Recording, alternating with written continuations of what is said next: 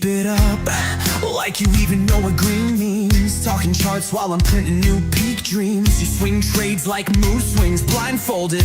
I'm in, I'm out, your whole game's corroded. You chase pumps like you chase apologies, still begging the trend line for honesty. I kissed the top, then shorted the fall. You fell in love, I just cashed it all. So cry in your Discord, I'm up on the week. Cry harder. You're averaging down while I'm robbing you clean. Give me that money, son. Told you to hedge, now your bag's got a limp. I lit a blunt with your stop loss slip. Light it up, light it up. You act like this is poker night, but I read tells in your candlelight. Buy the dip, cute trick, nice try. You bought hope, I sold the sky. You journaled losses in scented ink, while I built cathedrals from lines in sync. Your guru's dead, I killed him twice. Buried his stops under option strikes. You want revenge, then chart my wrath. I'll break your trend line and laugh at the math. So cry in your Discord, I'm up on the week. Cry harder. You're averaging down while I'm robbing you clean. Give me that money, son. Told you to hedge, now your bag's got a limp. I lit a blunt with your stop loss slip. Light it up, light it up. You act like this is poker night, but I read tells in your candlelight.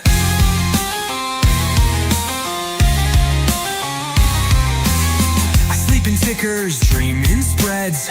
You sleep in fear and wake up red. You tattooed hope right on your wrist. I chart regret and slit that risk.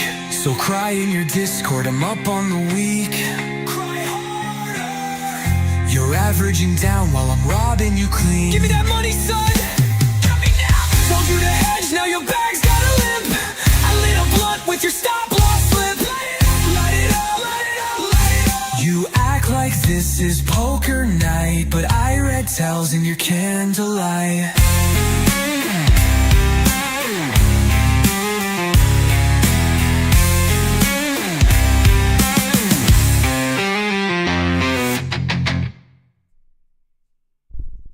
Oh, brother, oh, brother, oh, brother.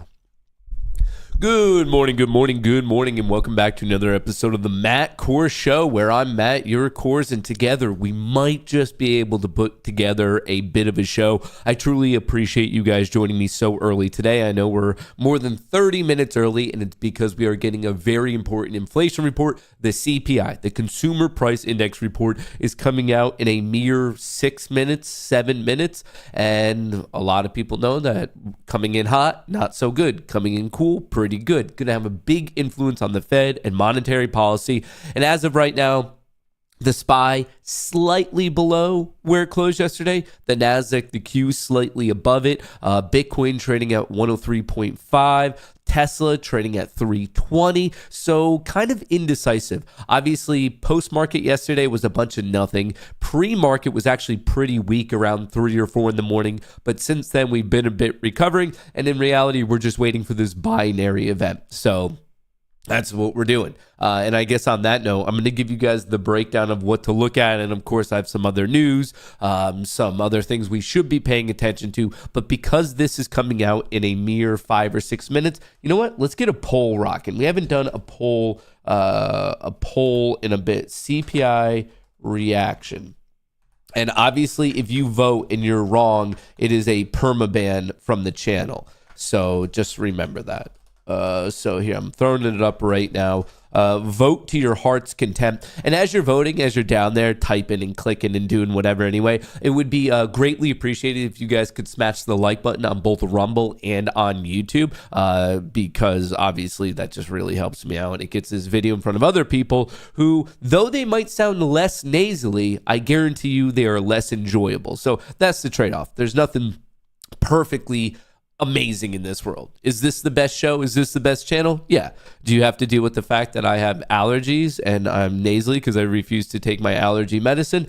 That's the trade-off. I wish I could be perfect, but Alas, I am not. So I just want to be just frank and completely forward with all of you guys on that one. That is the trade-off, and I do appreciate day in and day out you guys putting up with that. It does mean the world to me, even far beyond the fact that you guys are here very, very early today. So on that note, the fact that you guys are here early today, I should probably do my show. So taking a quick look at the SPY, you can see slightly below, the Q slightly above. Bitcoin, nice trend to the upside.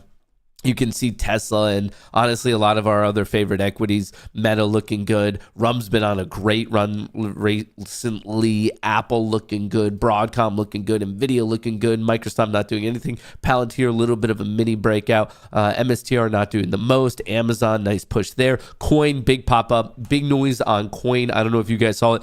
It was announced yesterday, right around this giant spike at 5:15, that they're going to be added to the S&P 500. This is generally met with bullishness. So, of course, Coin up right 10% on the news of it being included in the S&P 500. So, obviously, a lot to pay attention to on the crypto front, on the equity front. But first, let's kick it off with the overall market. Stock futures fall after big rally. Key inflation report on deck. I think the CNBC intern wrote this one a little bit early because in reality, we are flat. Let's look at actually where we're at. Yeah, we're up by 20 points on the NASDAQ, down by 3 points on the S&P 500. That is the definition of flat. And it is what we're waiting for is the CPI report. U.S. inflation seen picking up in April with modest tariffs impact. So here's what you need to know. Last month, the year-over-year reading came in at 2.4%. This time, it got a little bit of an adjustment, but right now, the forecast, which is basically the median value across all the major analysts that they poll, is coming in at 2.4. So according to investing.com, we are looking at 2.4. But what's interesting is the month over month, they're actually expecting an increase. So last month, it was a drop of 0.1. This time, they're expecting a gain of 0.3. So really, these are the lines in the sand. Year over year, staying steady at 2.4. But month over month for core and for headline, the expectation is an increase of 0.3. That's the line in the sand. If we come in at 0.4 or higher, not so good. That's hot inflation. If we come in at 0.2 or lower, that's pretty good, and that's cool inflation. I would expect the market to pop. Other than that, it's going to be in line, and then we have to do a little bit of a deeper dive into the other related numbers. So that is what's going to be coming out here shortly. Obviously, feel free to vote. The market relatively unchanged. I keep coming back to it, but we're just not moving much. The SPY slightly red, the Q slightly green, Coin very green, Bitcoin chilling at 103, not that far from the all-time high. And it's just going to be one of those days where it's a good day because we're about to listen to our boy Rick Sintilli. Let me make sure we're ready here. I don't want to miss anything. I do want to remind you that it's events like this that it's very, very easy to pass Apex. I have an entire video describing how to do it, but it's your 50-50 thing where some of your accounts go long, some of your accounts go short. You go max size, you set up the order beforehand where your profit target is already auto entered for you. You fire it 5 to 10 to 7 seconds before the event. So like 8, 29, like 50, 52, 53, something like that. And it's not a guarantee, but it's a very high odds way to get these passed. I want to be clear. You can only do that for eval accounts. If they catch you doing that on a performance account, you're going to get in trouble. So I just want to clarify, it's very easy to pass these evals, but you cannot do it on a performance account. So I know it's a little late right now, or maybe you have accounts and maybe you can quickly code it up and get your ATM or do whatever. But it is volatile events like this that most likely, if you max it out on a 50K account on NQ, you're going to need 16 points. That is not even $50 on the Qs. It is events like this that we commonly get those moves. So just wanted to call it out. These, when I need to pass evals, these are like the exact kind of events that I personally look for. So for now, let me switch it over to SPY here so we could let's go up to the 15-second. Heading into this, we have about 35 seconds to go. Currently trading a hair below 583. So 582 and some change, somewhere between 582.50 and 583. 15-second chart up, and this is going to be released, like I said, in about 20 seconds. Why are they not playing our boy Rick? Where's our boy Rick at? Dude, if they're not playing Rick today, we're going to have a problem. All right. Here we Listen, go. Get this guy off. Give us Rick. I will leave that to the Congress All right, and to the DOD. we in are regard to the going safety issues, in a that come into play. mere And I've been 5, so focused on the 4, issues at Newark and around the airspace. 3, That's a question I'm not 1. going to walk into because again, there's Bullish. a lot of other elements. Bullish. But I appreciate the question. Did you see that? And I hope the president does get a plane Did you see that? soon. Get this guy Mr. off the Secretary, air. I Give wanna us thank you Rick. for joining us in this conversation. And Uh-oh, boy, we wish quickly you a lot of luck reverted. in all that you're working on because it affects It so popped many up to Americans. Talk to you soon. Thank you so much. $5.87. We went up $3, brother. Is ready with the CPI number at the CME. Rick, what's going on? Yes, here we go. These are April read on the Consumer Price Index, arguably one of the most important metrics at this point in time. Up 0.2 on headline, easily. and that is a tenth lighter than Cool. expected. Okay, And we do got cool remember, in the inflation. That rearview is mirror, by at definition least up to bullish. now That's what we wanted to unrevised, hear. that minus Bulls are 1/10 still in was a control, folks. 5-year low. Bulls are Let's still strip out food in and control. energy. Up 0.2, also 1/10 Hell yeah. light to expectations. I kinda wanna- and it follows I like up that first 1/10, reaction. I want it which to was keep a going. 4-year low. Let's take a broader view. Move year over year on headline. Here's our boy. 2.3. Yes, Here's you our guessed boy. it. 1/10 lighter than expectations. 1/10 lighter than Cool the rearview inflation. mirror. Folks, And this is what we want. It also now represents a fresh 4-year low because it's lower than our last look, sequentially lower. And finally, year over year, ex food and energy, known as core, comes in at 2.8. That equals expectations, equals our last look, and equals the fact that it's a 4-year low.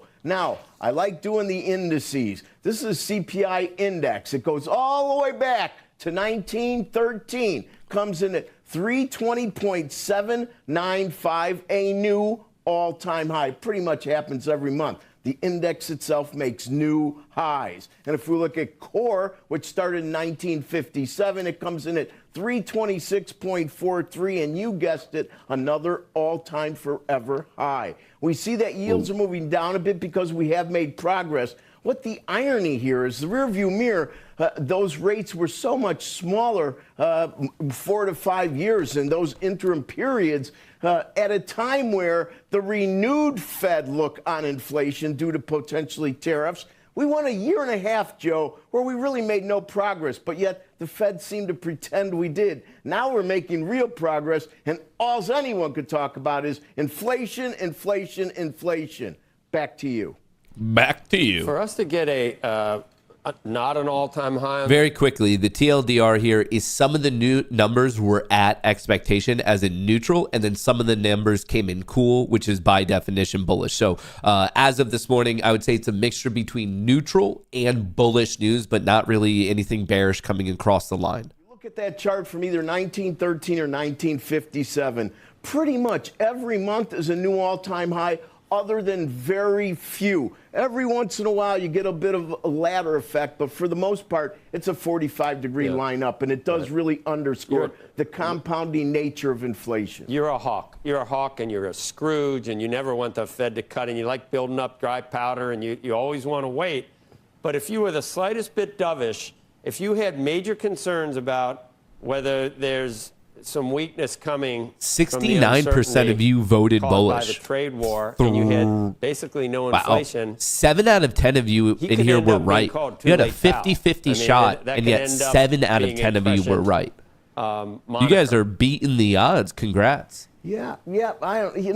I'd rather put my faith in, at least for the moment, that the market and the investors that make up the market are comfortable. They're comfortable at this point in time. I personally don't see any reason to ease, and I think that debt and deficits is a much bigger issue on rates. Right. Have you ever seen any reason to ease? Have you ever seen a president who wants to? Rick wants to get back to 8% on the 10-year. That's when we're comfortable. 7 or 8% on the 10-year. That's good for retarees. I think yields are going up that high. I think the 10-year is going to go up to 6, 7, 8%. I think the days of the 10-year being like sub 4, sub 3 are gone for years. Also, Roger Ferguson, who also is a Scrooge and never wants to cut. Former Fed vice chair.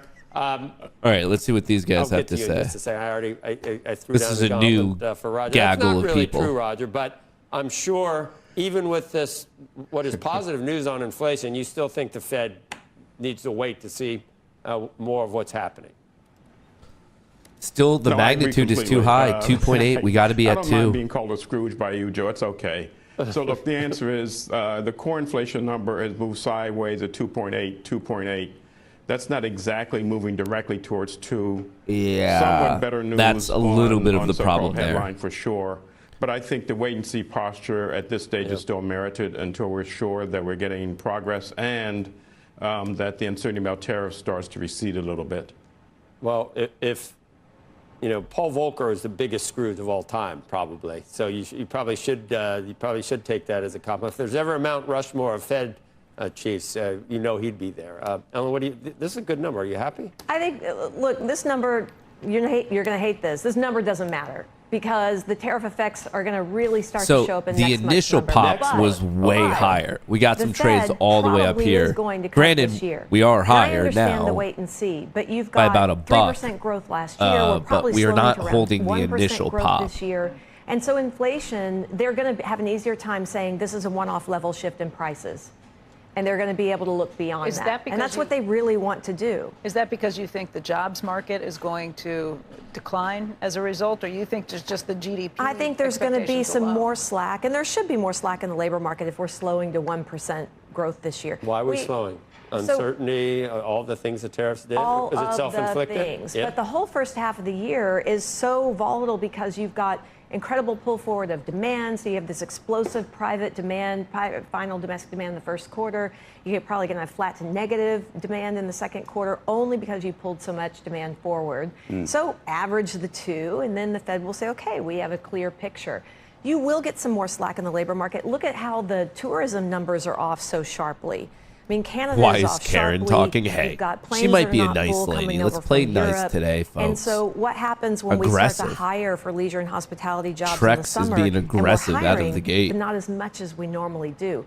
That's negative. You're going to have some slack building in the labor market. It's going to be easier for this Fed to go ahead and cut, but not right now. Well, it wouldn't be the end of the world if they did cut right now, though, would it? If you say they're eventually going to do it because something happens that's a negative, you'd want to take the penicillin early, wouldn't you? This is what happens when you have Joe board making decisions. some STD right? jokes. And when Take the things- penicillin. You would not penicillin be early. opposed to cutting right now? You think if they're going to cut later? If I were sitting there, I would be like, why would we cut? Things are okay. But I would absolutely have that forecast Okay. of cutting this year. I mean, when you make decisions by committee, you have to get a consensus. Yep. When things aren't falling apart, it's hard to get consensus. Well, we'll never but when get the Roger unemployment to- rate starts moving, when it's clear that growth is slowing, they'll look through the tariffs and they will cut. You agree with all that, Roger? Look, I think there's a logic to the argument. I am not so convinced that they are going to cut this year. I hear the reasoning. And I What can't are say the it's odds totally of a wrong, rate cut this But they still have to keep an eye on year? inflation. And if inflation keeps moving sideways at the core level, call it 2.7, 2.8, doesn't feel to me like it's close enough to 2.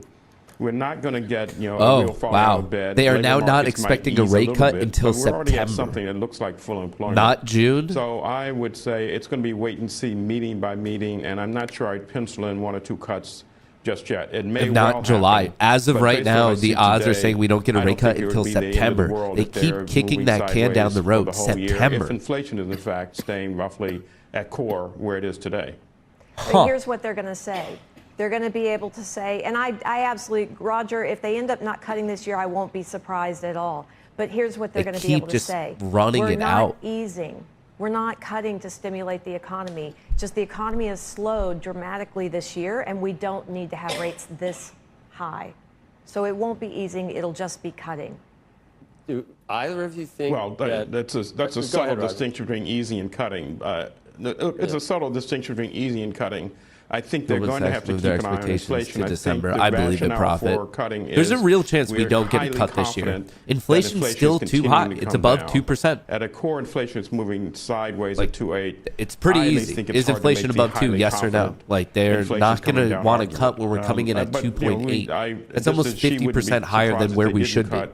I wouldn't be stunned if they did cut, but I think the data will give them permission to cut. The counter argument And right is that now, some of the things wait we and see take is in what to the do the data's telling them to computation do. is lagging data. Do you That's have an like the estimate trick. for this- the Is deficit the data this that year? they're And you saw the reading a little bit reconciliation too bill. I old. mean, How about how this is a, I'm going to give you the absolute number. Yeah. Big and bigger. And with this bill, next year would be big and bigger, and the year after that would be big. Yeah. I mean, So why not I keep? think Maybe we if should keep rates high. If we add $4 trillion to the deficit, I think that will be a positive surprise to the market because the market's probably expecting closer to $4.5 trillion. But it's a big number. This in a year? When you pass the tax bill over a 10-year period, you're going to be adding $4 trillion or more to the deficit. Over 10 years. This is why the term premium. One of the reasons why the term premium is higher because we're expecting That's what I a lot mean. of Yeah. issuance. Maybe we to come shouldn't on. cut just not to enable more of that. I think that's what Roger's always thinking. In the back of your mind, you're like a closet vigilante. Are you not, Roger? I think. I think you gave me the highest Vigilante. compliment, which is Paul Volcker. Paul Volcker is everyone's hero on this space, and so I'm happy to be associated with that name. Yeah, biggest Scrooge ever in the Federal Reserve. All right. Thank you, Roger. Ellen. All right, Thank let's you. see what Up else is next, going on. FA Director Bill Pulte on mortgage rates and more. We're coming right back. Bill Pulte. I am not a fan of that guy whatsoever. All right, let's see where we are at. We're giving a bit of a bat, so we are green, as in we are now above, obviously tech reacting a bit better. The SPY is just above yesterday's high, just above yesterday's closing value. The Qs even better. They are up 0.3%, while the SPY is up 0.09. So as of now, the bulls are seemingly in the driver's seat. It's not the biggest gap ever, but we are just continuing on the overall run that we've been putting together here. Let me show you this on the daily chart. We're now Piper, don't do that. Dude, this, I don't know why. Does anyone else's cat feel some undying need to just slam every door? Like, I left the door open so she could come in and go out, but then she goes behind the door and she jumps up on it and slams the door shut for no reason. Why do cats do that? And then the crazy thing is, I feel like she's gaslighting me. It's like, okay, she just slams the door, and I guarantee you in like 10, 20 minutes, she's going to start just meowing like, let me out. Like, why would you possibly shut the door on me when she's the one who shut the door? She's got, like, she looks at me, she's like, how dare you lock me in this room? I'm like, listen, lady, you locked yourself in the room, and now you're making it my problem. Why do they do this? Cats are very much gaslighting pets. Like, they just light my gas all the time. Piper's always lighting my gas. I just don't get it. It blows my mind. Anyway, the bulls are in control, and then I know that this isn't the biggest gap up that people want right here, but remember, we are gapping up, and we are now slightly higher than we were yesterday, and we've been kind of pushing. You could argue since Wednesday the 9th. I think there's a better argument since the 22nd. We're just up and up and up. Big pop, chop, big pop, and we are technically not. Well, here's a technical breakout from late March, and now we're on top of that, which is kind of setting up potentially a nice push to either the high 5,800s or all the way potentially up to 5,900, where we're seeing quite a bit of action. So I get it. I'm right there with you. I wish we had a bigger gap myself, but the bulls are in control. Without a doubt, higher highs, higher lows. We're on top of the EMA cloud. The 0DT, the remainder of the week, and the full option chain are all call dominated. We do have some negative gamma all the way to, what is this? 6,000. So we're in this negative gamma zone between 6,000 all the way down to 5,700. So we have 300 points of negative gamma, as in if we get going in either direction, we can really get going until we hit one of those guardrails. But right now, I would say, honestly, I don't even mind the lack of a gap, and here's my reasoning. I know that sounds a little bit crazy, but every time we gap up above the previous day's high, then there's always those players who want to play the downside gap fill. And then that means at some point in the trading session, we inherently have to go down, get the gap fill, find foundation, and bounce off of it. But if we are at this scenario where we could just open up right at it and then build a foundation out of the gate and then pop without having to worry about that reversion, I'm here for it. I'm definitely here for it. Matthew, the Goat Man, I joined your Discord. Your tree has been extremely helpful for a guy trying to grow his account while working 9 to 5. I don't have much time to sit here and actively manage my trades. Dark Knight, I'm happy that you are finding it useful. That's what we do day in and day out. Matt, quick question. In Apex page, they say 80% discount for another 7 days. When I buy today 6 evals, I go I got no discount. Am I wrong the way I read it? You have to put in the coupon code. You're not going to get the discount if you don't put in the code Goonie.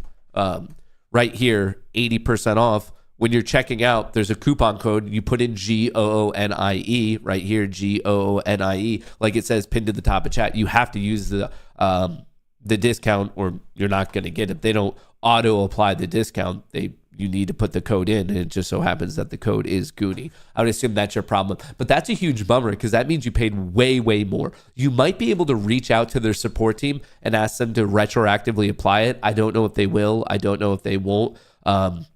But you paid, I mean, if you paid full freight, that's $167 per account when you could use the code Goonie and only pay like $34. So, I mean, it's literally an 80% difference. So that's a bummer. For anyone who hasn't done it yet, make sure you put in the code. And if you accidentally bought one without the code, maybe try their support team. I can't make any promises. And I guess that's just a huge bummer. That means you paid quite a bit more than you had to right now. Quite a bit more than you had to right now. All right. So obviously, if you're joining right now, the reason we started early today is because we got a CPI inflation report, the Consumer Price Index. If you look at the year over year, it came in slightly less than expected, but it's just because even though relative to last month, we are higher. Remember, every single month, there's a new line in the sand of what Wall Street is forecasting. And based on that line in the sand, we came in slightly less than expected. So I would say the situation is the core year over year, removing food and energy, came in at 2.8. The issue here, and obviously we've been talking about it a little bit, the issue is that is still, remember, the inflation goal is 2%. And yes, okay, there is, I understand, an academic argument that the data that they're taking into these calculations, it's a little bit lagging, it's a little bit broad. So is it the fastest to respond to new economic developments? No, it isn't. But also, don't yell at me. I'm not the one who decides how these numbers are pulled or not pulled or anything like that. So someone said the SPY's read. Dude, you can't. I feel like there's so many people who are like dramatic. Like, what happens in this world where grown men start taking on the same drama levels of middle school girls? Dude, we have been ripping for about a month and a half now. The market is up 17%. And now that the SPY is literally like, we pumped into close yesterday. That was a full pump into close. And the fact that we are down 7 cents. I want to clarify. We are down 0.1%. Actually, now we're actually break even. And then there's grown men in chat right now. It's red. It is red. What are we doing? Why are they not cutting rates? How could they not cut rates? Like, dude, grow the fuck up. You're going to survive. We're on a 17% rally. The market is break even. We don't need to be middle school girls in here. You're gonna survive. It's gonna be okay. It's one thing if we drop like 2 or 3% from like some outsized reaction. We just got a good inflation report. The market is at break even after a pump yesterday, after a 6-week rally where we're up 17%. The bulls are still in control. The fact that I have to hold grown men's hands right now and remind them that everything's okay. The bulls are we're winning. The bull camp is clearly in the driver's seat right now. Everyone, it's going to be okay. I'm there with you. If I could wave a magic wand and make this thing pop an extra 2 or 3%, where did we pop to? The pop that we saw, where was that? The pop that we saw in this initial reaction, if I could let the market hold at 587.40, trust me, I would. I have over $100,000 worth of calls on the market right now. I would love for that to happen. I'm in no way fighting against you, but I also want to remind you that generally when you're making those emotionally charged reactions to the market and buying and selling because of just like craziness, generally that's not going to be beneficial. So I think when in doubt, take a breather, take a step back, appreciate where we are, check a couple time frames, see what's going on in the options market, see what's going on in the options flow. Let's not let those like little short-term moves like somehow screw up our larger vision of what the hell is happening right now. So anyway, if you guys are just joining, first of all, you are very, very late. Market had a nice pop, gave it back. It was on a neutral to bullish inflation report, and I'm calling it neutral to bullish because the year-over-year readings for core came in at expectations. But if you look at the month-over-month, not core really headline, it came in a 1/10 lower than expected. And when you come in lower than expected, that means you have cool inflation. Obviously, that's exactly what we want, especially given the current monetary backdrop where we're in this weird tug of war between Jerome Powell and Trump, where Jerome Powell is saying, hey, we can't cut rates yet because inflation from a magnitude level is too high. Remember, the goal is 2%. We just came in at 2.4 or something like that. While Trump is basically, once again, using his interesting, adjectives, and now his new name for Jerome Powell is too late. Jerome Powell basically saying, hey, we need to cut it. Now, the reason that Trump wants him to cut it, and they've just literally said this to our face, is that they very much want to bring the 10-year yield down. Unfortunately, that, in my opinion, is a scapegoat. And the reason I think that this whole monetary policy, like inflation, like bring the 10-year yield down, if you look at really the past 5 decades worth of data, when we are in periods of deglobalization, which is kind of what we're going into right now, Trump is basically saying, no. The U.S. is no longer footing the bill and playing the nice guy with every other country on the world, and we're paying tariffs, but then no one's going to pay our tariffs. That was really from the mid-70s up until recently the way we were going. When you globalize, the net situation is worse for Americans, but it's better for everyone else. So once again, it kind of depends on how you view life. Do you view it as putting your own country as the best and like at the forefront, or do you view it as like humanity as a whole? So this globalization effort that we've had over the past 4 to 5 decades has had the net effect of making everything on average, on median value, more expensive for Americans, but it's lowered costs for the rest of the globe. Right now, whether I'm not telling you should or shouldn't agree with it, obviously this is very opinionated. What Trump's effort is doing is it's going to make the average / median situation better for the American, and that's going to come at the cost for a less ideal situation for the rest of the globe. So once again, that's philosophical. I'm not telling you who's right. I'm not telling you who's wrong. You're welcome to have your own opinion. But what we do know from more of like an economic standpoint is in these efforts of deglobalizing, which, yes, once again, will be a better net situation for Americans. It's also going to be most likely, I have no crystal ball, but if history tells us anything, most likely it's actually going to keep the 10-year yield pretty high. There's actually a lot of well-respected people who have a basic understanding of history, like this isn't even some big brain stuff, that the 10-year might be going to 6 or 7% and just sit there until we see another just global regime change of how trade is done. So this goal of Trump wanting to deglobalize and put U.S. at the forefront and also bring the 10-year yield down, maybe he could pull it off, but I should also note that that has never actually been pulled off in modern history. I actually don't know if it's been pulled off in any history.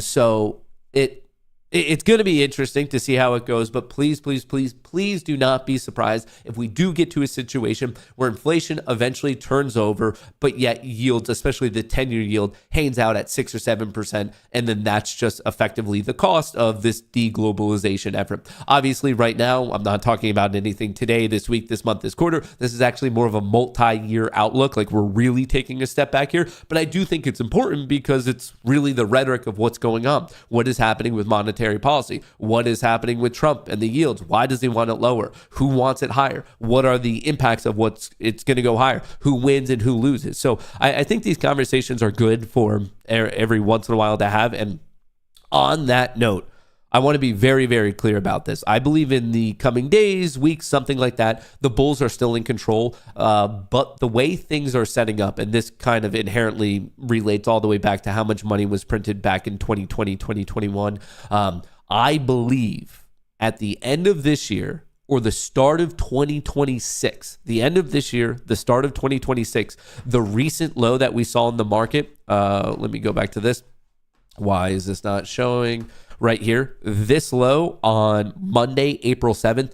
I believe at the end of this calendar year, or maybe the start of 2026, we actually take that low out and the market does in fact go lower. Now then from there, I believe that's going to be the official low of this cycle, and then we're going to enter into a multi-year bull period. But I want to be very, very clear that in terms of, let's just say, the next 12 months, I do not think that this is the official low. Obviously, I'm going to be playing it to the upside while we're trending up. I'm going to be playing it to the downside while we're trending down. But I want to be very, very specifically clear about the implications of printing so much money in such a short amount of time, that this low, whatever it was, 481.80, I do not think that this is the low of this cycle. I think we are going to officially see the low once again at the end of this year, maybe the start of 2026. And then from there, whatever that pivot point is, I think that's then the start of a new multi-year bull period. So I'm calling that out. Maybe I'm right. Maybe I'm wrong. My reasoning is the interplay between fixed income and more specifically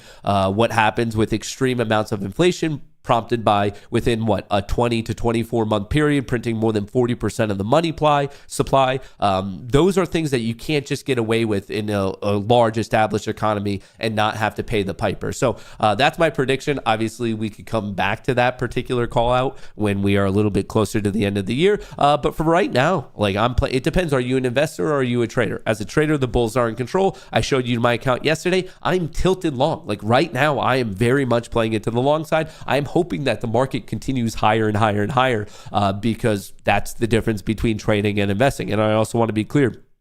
Someone just in chat said, hey, that's scary. It's not scary. It's actually not scary at all.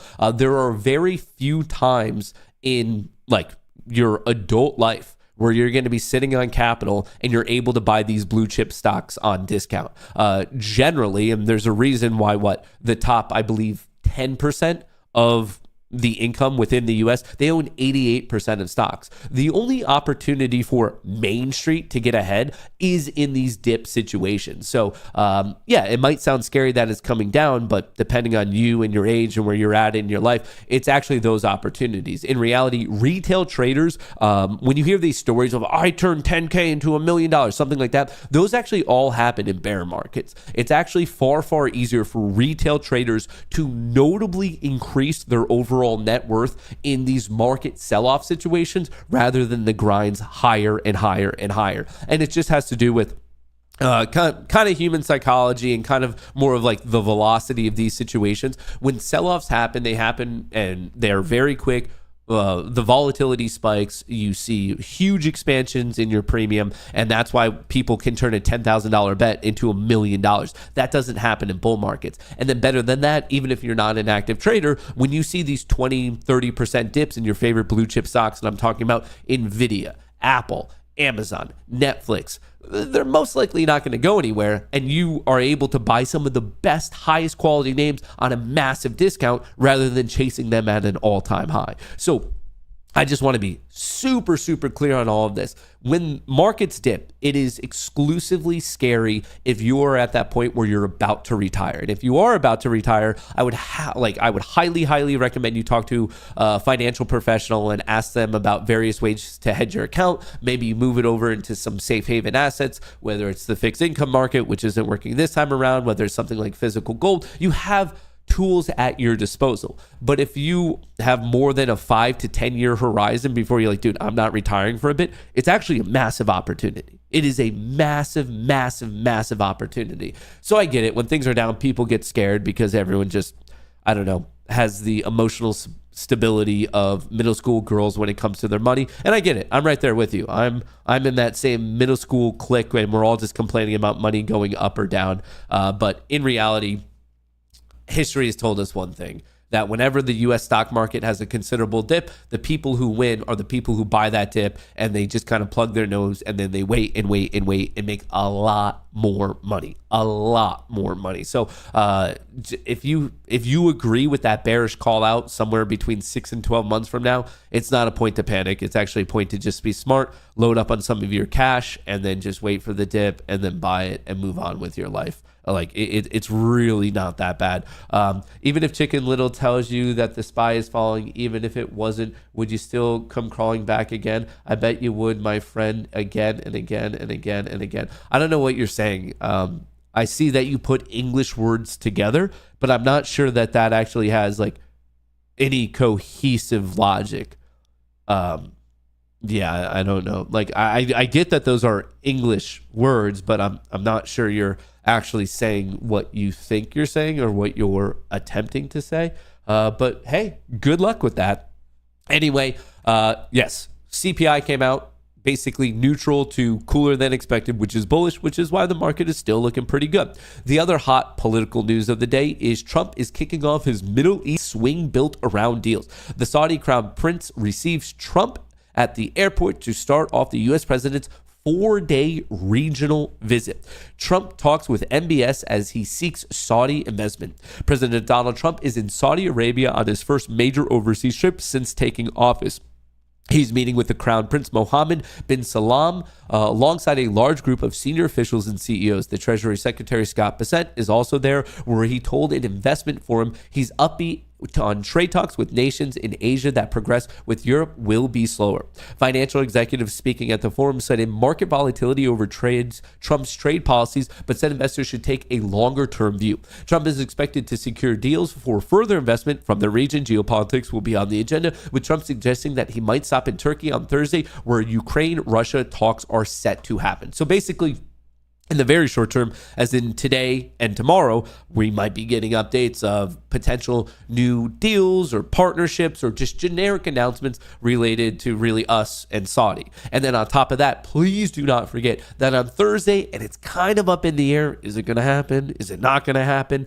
The talk between Russia's President Putin and Ukrainian's President Zelensky, where it's kind of the like, hey, we're going to talk, but we want a ceasefire. Putin's like, well, I want to talk, but there's not going to be a ceasefire before. And maybe they do talk without it, but then maybe we get the ceasefire afterwards. So there's still political risk here. If these talks or if the Russia-Ukraine talks break apart, not so good. But on the flip side, with risk comes reward. If these talks and the Russia-Ukraine talks go well, that could be adding more gasoline to the fire of why we are going higher and higher and higher. So once again, it's not the highest risk, highest reward situation, but there's definitely elevated risk, elevated reward. And I should also let you know that on Thursday, which, do I have that? No. Let me show you. Obviously, we are kind of focusing on today and Thursday, but Thursday we have a whole nother slew of macroeconomic reports. So Thursday, core retail sales, we get the strength of the consumer, another inflation report, the producer price index, and then also before the market opens by almost an hour, the Fed Chair Powell will be speaking.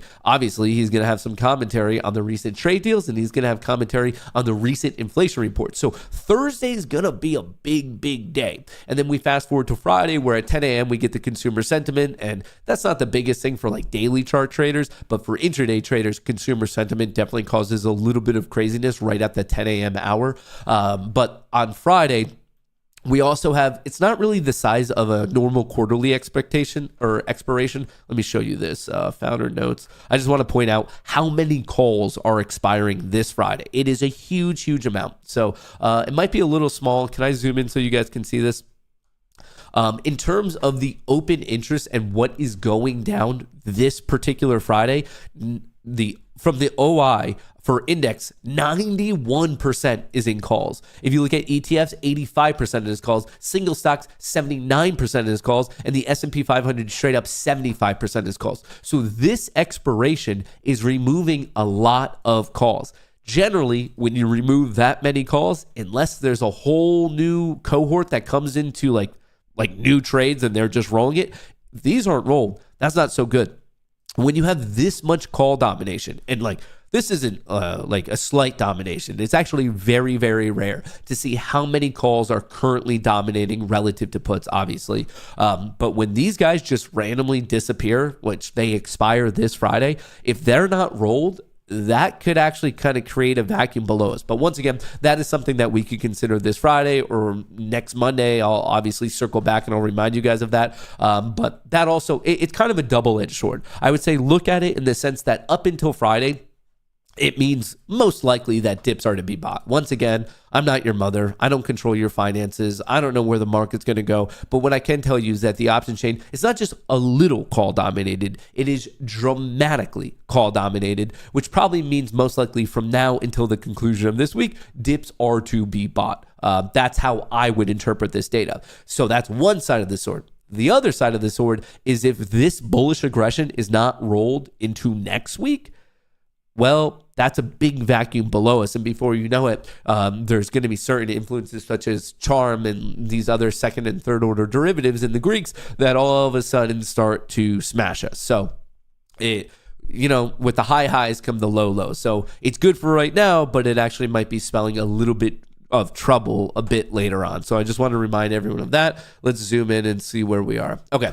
So you guys kind of got the idea for the remainder of the week. Also, please do not forget that we are still technically in earnings season. Granted, a high majority of the S&P 500 based on market cap has already reported. But here we are.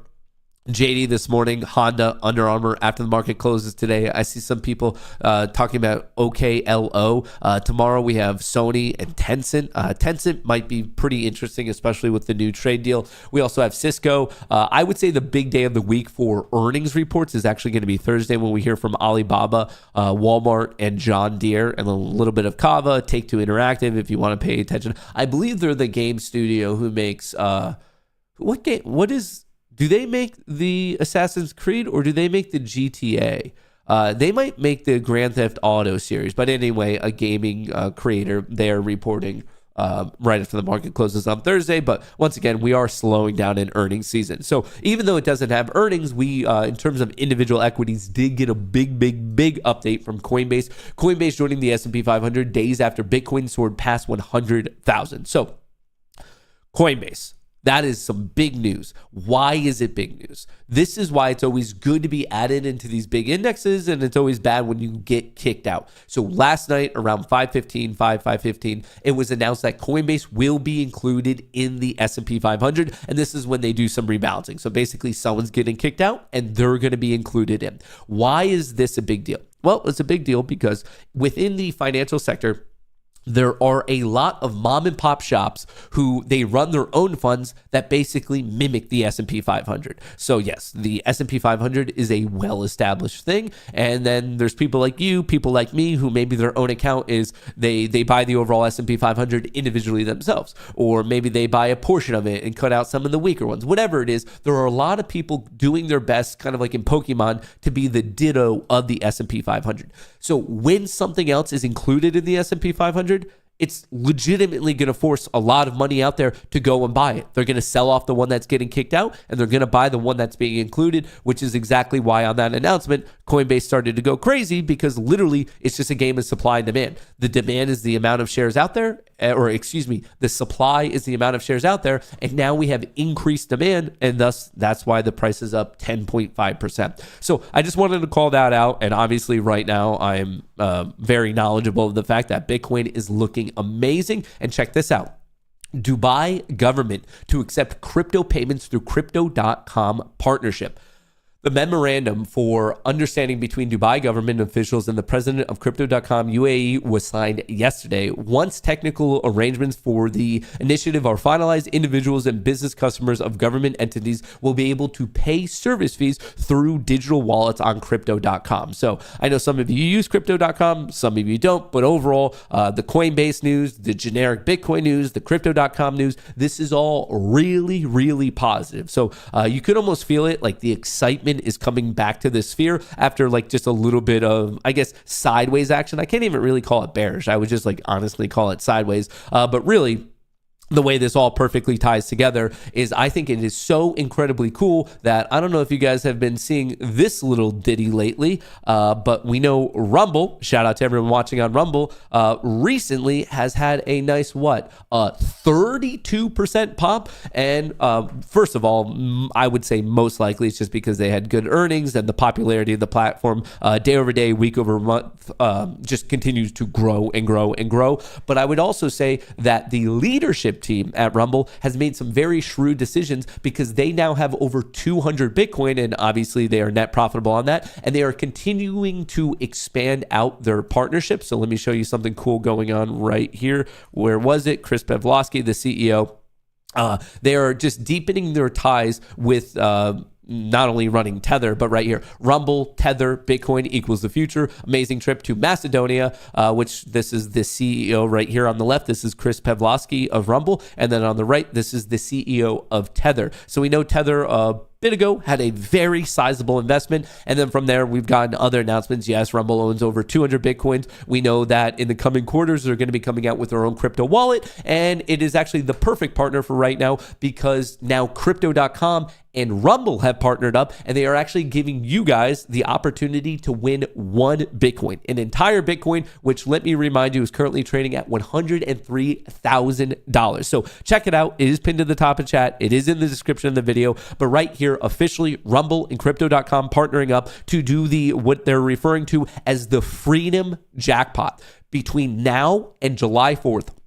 For every $50 worth of crypto you trade, and on Crypto.com, they have over 400 coins and tokens, so there's like a lot of opportunity there. For every $50 that you trade of USD in any of those 400 plus coins or tokens, you're going to get another opportunity. Think of it, probably the best way is like some form of a raffle ticket in this giveaway. So on July 4th, for once again, the Freedom Jackpot, they are giving away an entire Bitcoin. So I would think it would be awesome if one of you watching this was the winner of it. But if you're a crypto supporter the way I am, check it out, pinned to the top of chat. It's in the description of the video. I think this is so cool, giving it away an entire Bitcoin. On top of it, in my humble opinion, obviously just exclusively my opinion, I think it's incredibly smart to see what Crypto.com is doing, to see what Rumble's doing, and they are just playing it very, very intelligently. I mean, they have their own Bitcoin, partnering up with Tether, partnering up with Crypto.com, creating their own wallet. I think in a certain financial currency sense, we're seeing a smart reflection of what Rumble means for the world of content creation and free speech. We're kind of seeing that now on the monetary financial currency side. We're basically like, okay, let's maybe get the government out of all this craziness and let's let people, I don't know, in a certain sense, regain a bit of their own power. But anyway, check it out. Very cool partnership. Like I said, pinned to the top of chat in the description of the video. This is your opportunity to win one entire Bitcoin from now to July 4th. They are doing the drawing on July 4th. And between now and then, every single $50 of crypto that you trade on Crypto.com using the link pinned to the top of chat, you're going to get another entry into this overall giveaway. So obviously, shout out to Rumble, shout out to Crypto.com. And I think it would be the coolest thing ever if one of you guys in chat were the winner of this. I think that would be so incredibly cool. So best of luck to all of you who are deciding to do that. What do we have over here? Okay, sorry, that I was seeing a little bit of breaking news, but that has to do with Germany's stock market and not so much ours. Not so much ours. Right now, the SPY is looking pretty good. The Qs are looking even better. Coinbase is looking great on that S&P 500 induction news. And then Bitcoin is actually looking really, really solid at 103. Do we have any other equities this morning that are looking particularly good? Tesla trading at 320. Apple looking good at 212. Broadcom looking great at 223. The Discord knows this, but I was swinging calls on Broadcom, and the fact that I got out of it way too early, I'll definitely be kicking myself on that one. Nvidia is continuing to go 125. That's up. It was up 5.4% yesterday, an additional 1.5% this morning. Microsoft is up 2.4%. Things are looking good. Yes, I'm right there with you. I wish the SPY were more bullish right now, but I just want to remind you guys that we have a lot of time. In fact, the game hasn't even started today, so we have some distance to go. What is this? Because they're being killed, and we don't want to see people be killed. Now, South Africa leadership is coming to see me, I understand, sometime. Oh, the farmers from week. South Africa. And, we're supposed to have I guess a G20 meeting there or something, but we're having a G20 meeting. I don't know how we can go unless that situation's taken care of, but it's a genocide that's taking place that you people don't want to write about, but it's a terrible thing that's taking place, and farmers are being killed. They happen to be white, but whether they're white or black makes no difference to me, but white farmers are being brutally killed, and their land is being confiscated in South Africa. And the newspapers and the media Television media doesn't even talk about it. If it were the other way around, they talk about it. That would be the only story they talk about. And I don't care who they are. I don't care about their race, their color. I don't care about their height, their weight. I don't care about anything. I just know that what's happening is terrible. I have people that live in South Africa. They say it's a terrible situation taking place. So we've essentially extended citizenship to those people to escape from that violence and come here. All right, yeah, that was a little bit of the talk from yesterday. I was just curious if he had any commentary on inflation this morning, but I assume he's in some sort of meetings today, if I really had to guess. So before the market does officially go dingity ding ding ding, we have 15 minutes. So here's the plan. Let me break down the major things I see playing out today, and then we're going to have some extra time. So from there, more than happy to answer any of your questions on individual stocks, the overall market, options flow, Apex, Crypto.com, Rumble, any of that stuff. But let me quickly give you these key levels. So first of all, just so you know, spot price is expected to be around 58.49, which is literally 1 point below the major open interest level that we were calling out yesterday. Unfortunately, we didn't hit it. We got within 5 points of it, but we did not hit that level, and we are seemingly opening up at that key level. So as you can see, as I always do, and ask anyone in the Discord, we do a breakdown every single day of the major technical levels and the major open interest levels. And you guys have seen it in stream. We are spot on with these call outs. In fact, I don't know if there's other people out there who have a show who are hitting these levels so perfectly. So what you need to know is this white block is always the transition zone. Above it is bullish, below it is bearish, within it is just transitional from a gamma and delta perspective. The green, the red, and the white are yesterday or the previous trading sessions high, low, and close. So important technical levels. And then you see all these yellow horizontal lines. Those are the key open interest levels. So of course, surprise, surprise, right where we're opening happens to be right at a key open interest level and two important technical levels of yesterday's high and close, and then obviously the open interest level of 58.50. So out of the gate, I'm expecting a bit of a battle here. If the bulls do not win that battle, I would expect support to be found at 58.25, the top of the transition zone. If the bulls do win this battle, I'd be looking for a bit of foundation to be built here, and then I would personally be looking to play it all the way up to 58.75. If the bulls really get going, then I'm watching 5,900 where we're seeing quite a bit of action right here. You can see sold calls, and also long puts, which very interesting play, but for whatever reason, someone feels comfortable playing it. It's not how I would play it, but it's just what everyone is seemingly playing. Now, maybe later this afternoon, this is like one of those things, if we have like a reach goal and it keeps going and going and going, then I'd be watching 59.25. And the reason for that is pretty freaking simple. It's because there's a lot of people playing 59.25. So that's creating a little bit of a positive gamma node here. And recently we're seeing a lot of reaction from the market at those large positive and negative gamma zone areas. So that would be pretty much the bull case in the nutshell. If it really gets going, I mean, the stream will probably be over, but at that point, I'll just update people in the Discord. In the bear case, which once again, every given day, you should know the bull case, you should know the bear case.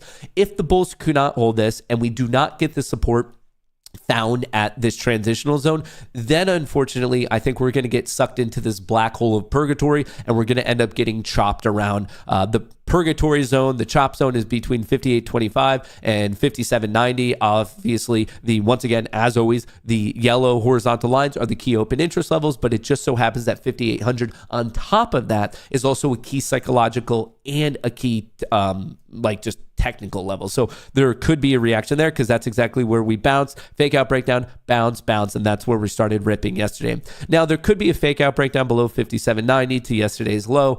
I'm not really counting that. That's not my base case. So overall, if we get some weird puke, yes, there's a downside gap fill, but I cannot be more clear about this. Barring any crazy news, if what we have already, the CPI report and some of the commentary on it, it's that if that's the major news of the day, the bulls are in the driver's seat. As in, I'm looking for a bullish position. Of course, on a moment's notice, we could get an update from the EU, from China, from Trump himself, from the Saudis. Like we could get updates, but I'm saying barring any news, the bulls are in the driver's seat. Especially looking at the charm of the setup right now of what has to expire today, I would argue the dips are to be bought. Now, of course, the markets are dynamic. They change. Announcements are made. There's crazy option position. Things happen. But right now, just it's 9:18 in the morning. Based on all the data we currently have, I will be looking to be buying dips. So yes, I know what the bear case is, but I'm personally not looking to be playing the bear case today, just because in the game of odds right now, the current situation, it's not a guarantee, but the odds do favor the bulls. The odds do favor the bulls. And if something dramatic happens, yeah, okay, it might switch. But all I'm telling you right now is, looking at the flow from yesterday, it was choppy on the S&P 500. Looking at the Mag 7, it was absurdly bullish. Looking at the setup today, we have low stability, which is opportunity for nice moves. I see a lot of action at the 5900s. I see not much support below. So if it does sell, it could actually get pretty brutal. Some people are playing the 5750s, but I just don't think it is the most likely. Switching it over to the 0 DTE Gamma, there are some people playing the 5800s. There's people playing the 5900s. So basically, it's a game of what's going to get hit first, 5800 or 5900. So obviously, that's the option setup. And then if I were to like kind of scroll back and look at the overall trend, well, the overall trend is higher highs and higher lows, which leads me to believe that, and we're actually perfectly in the middle here, at 58.50. So if you have a 50% shot to go 58 points or a 50% shot to drop 50 points, well, I'm going to take the bull side, and I'm taking the bull side because the trend is evident. The trend is evident on the daily chart, higher highs and higher lows. And on top of that, look at how stupidly aggressive the options market has been on the Mag 7. This is that combination of Apple, Amazon, Google, Meta, Microsoft, Nvidia, and Tesla, as in the people who really have the most weight impact on the S&P 500 and on the NASDAQ 100. People were aggressively buying calls and no one was touching puts. So I am not saying this as a guarantee. The only way we would guarantee know what happens in the market today is if we either pull a tarot card or ask the Wheel of Destiny. But outside of that, we're just putting together the highest probability pathways. Notice how I'm not saying the guaranteed pathways. It is exclusively just what is the highest probability situation? Where do we theoretically go from here?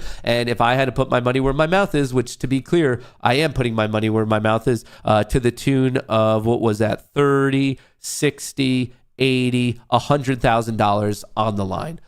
So I am putting my money where my mouth is, to be very, very clear. I'm not one of these people who, I don't know, pretends to know about trading and then all of a sudden I'm trading a $100 account and trying to teach you dumb fucking things like fair value gaps. No. I have $100,000 in live positions right now. Let me switch this up just so you can see that I haven't been cheating over here. I have all of my accounts on Apex. I have all my accounts on Take Profit. So we're trading those. And just so you guys know, I obviously have not traded those early this morning, trying to be more disciplined on that front. But I don't know. My money is where my mouth is. So obviously I believe what I'm saying, or otherwise I wouldn't be like putting my actually that much money on the line. But we're going to see how it's going. Why is Matt always sick? So I'm finding out recently that a lot of people are just saying we have like record levels of pollen.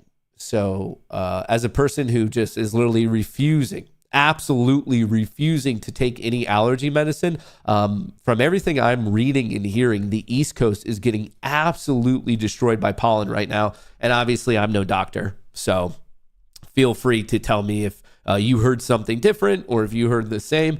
But I think this is literally just like horrific allergies, as all that like tree semen is entering my nose, which in a certain way feels a little bit gay, but it is what it is.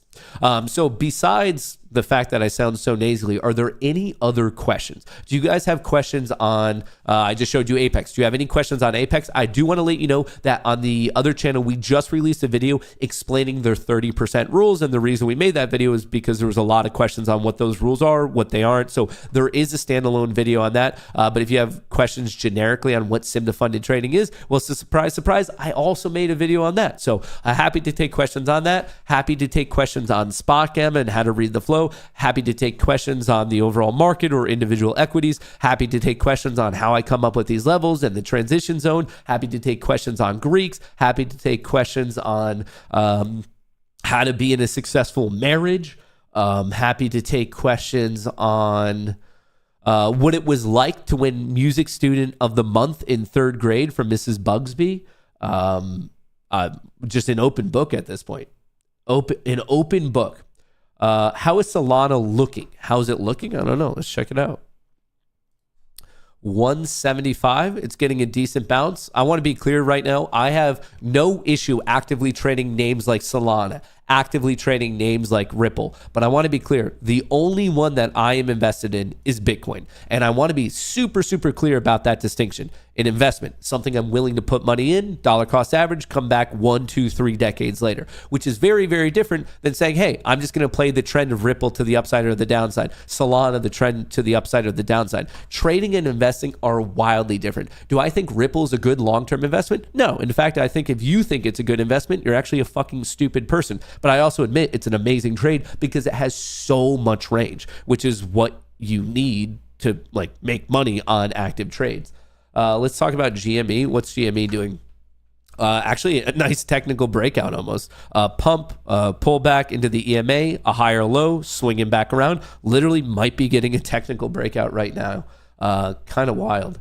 What do you think about UNH? So UNH is getting hit because they are bringing back, why can I not bring it up? They are bringing back their old CEO, and the market is interpreting that to mean that this is just like an absolute dumpster fire of a situation. So UNH, as of this morning, gapping down an additional 10% after already dropping how much? A nice 35, and they're kicking out their current CEO, bringing back their old CEO. They're saying it was for personal problems. I'm smelling bullshit. I think it's going to be.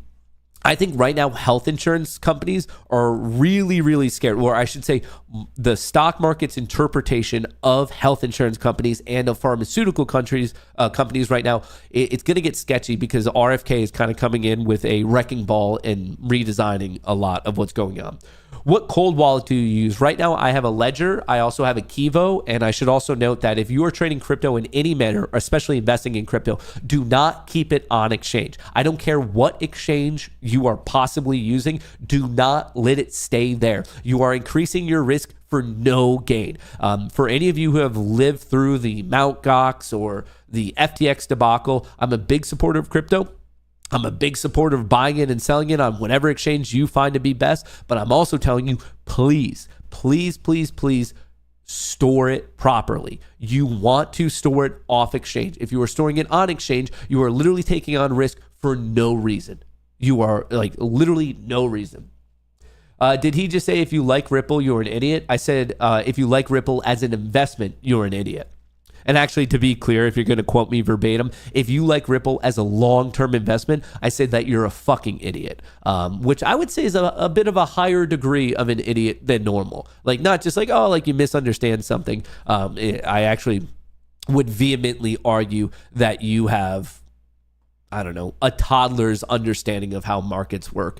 But once again, if you want to trade it, I also fully admit that it has amazing range and volatility. So if you want to be an active trader, hell, be an active trader. Make money off of it. I don't want to be the one who stops you. Is Coinbase on exchange? Coinbase is an exchange. I guess I don't get the question. Not technically, but also probably accurately stating that wherever you're getting your crypto, it's probably going to be on exchange. So you're going to want to move it off the exchange onto your own wallet for security purposes. What way of off exchange do you use? What do you mean, what way? I literally just plug in my wallet and transfer it from my hot wallet on exchange to my cold wallet off exchange. Matt, who do you use for your long-term retirement? I believe my IRA and 401k and that stuff is with Fidelity. And then in terms of crypto, I literally just have cold wallets. What about ETFs? What about ETFs? Aren't there fees for that to transfer it to your own wallet? No. Well, maybe on some weird ass crypto, but I don't know if there's other are people really out there trying to store their Doge? Which cold wallet? I literally already answered that. I would say just keep with the main ones like Ledger or Kivo is a pretty cool one, which they just have some interesting recovery mechanisms or inheritance stuff going on there. But I think Ledger is probably the most common one that people get.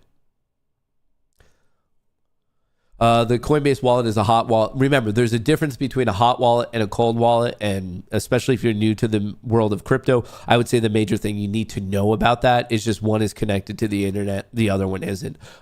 There's different risks involved with being connected to the internet versus not. Obviously, connected to the internet, you could get hacked. If it's not connected to the internet, the physical device could be stolen. But I would say that hot wallets still carry more risk than cold wallets.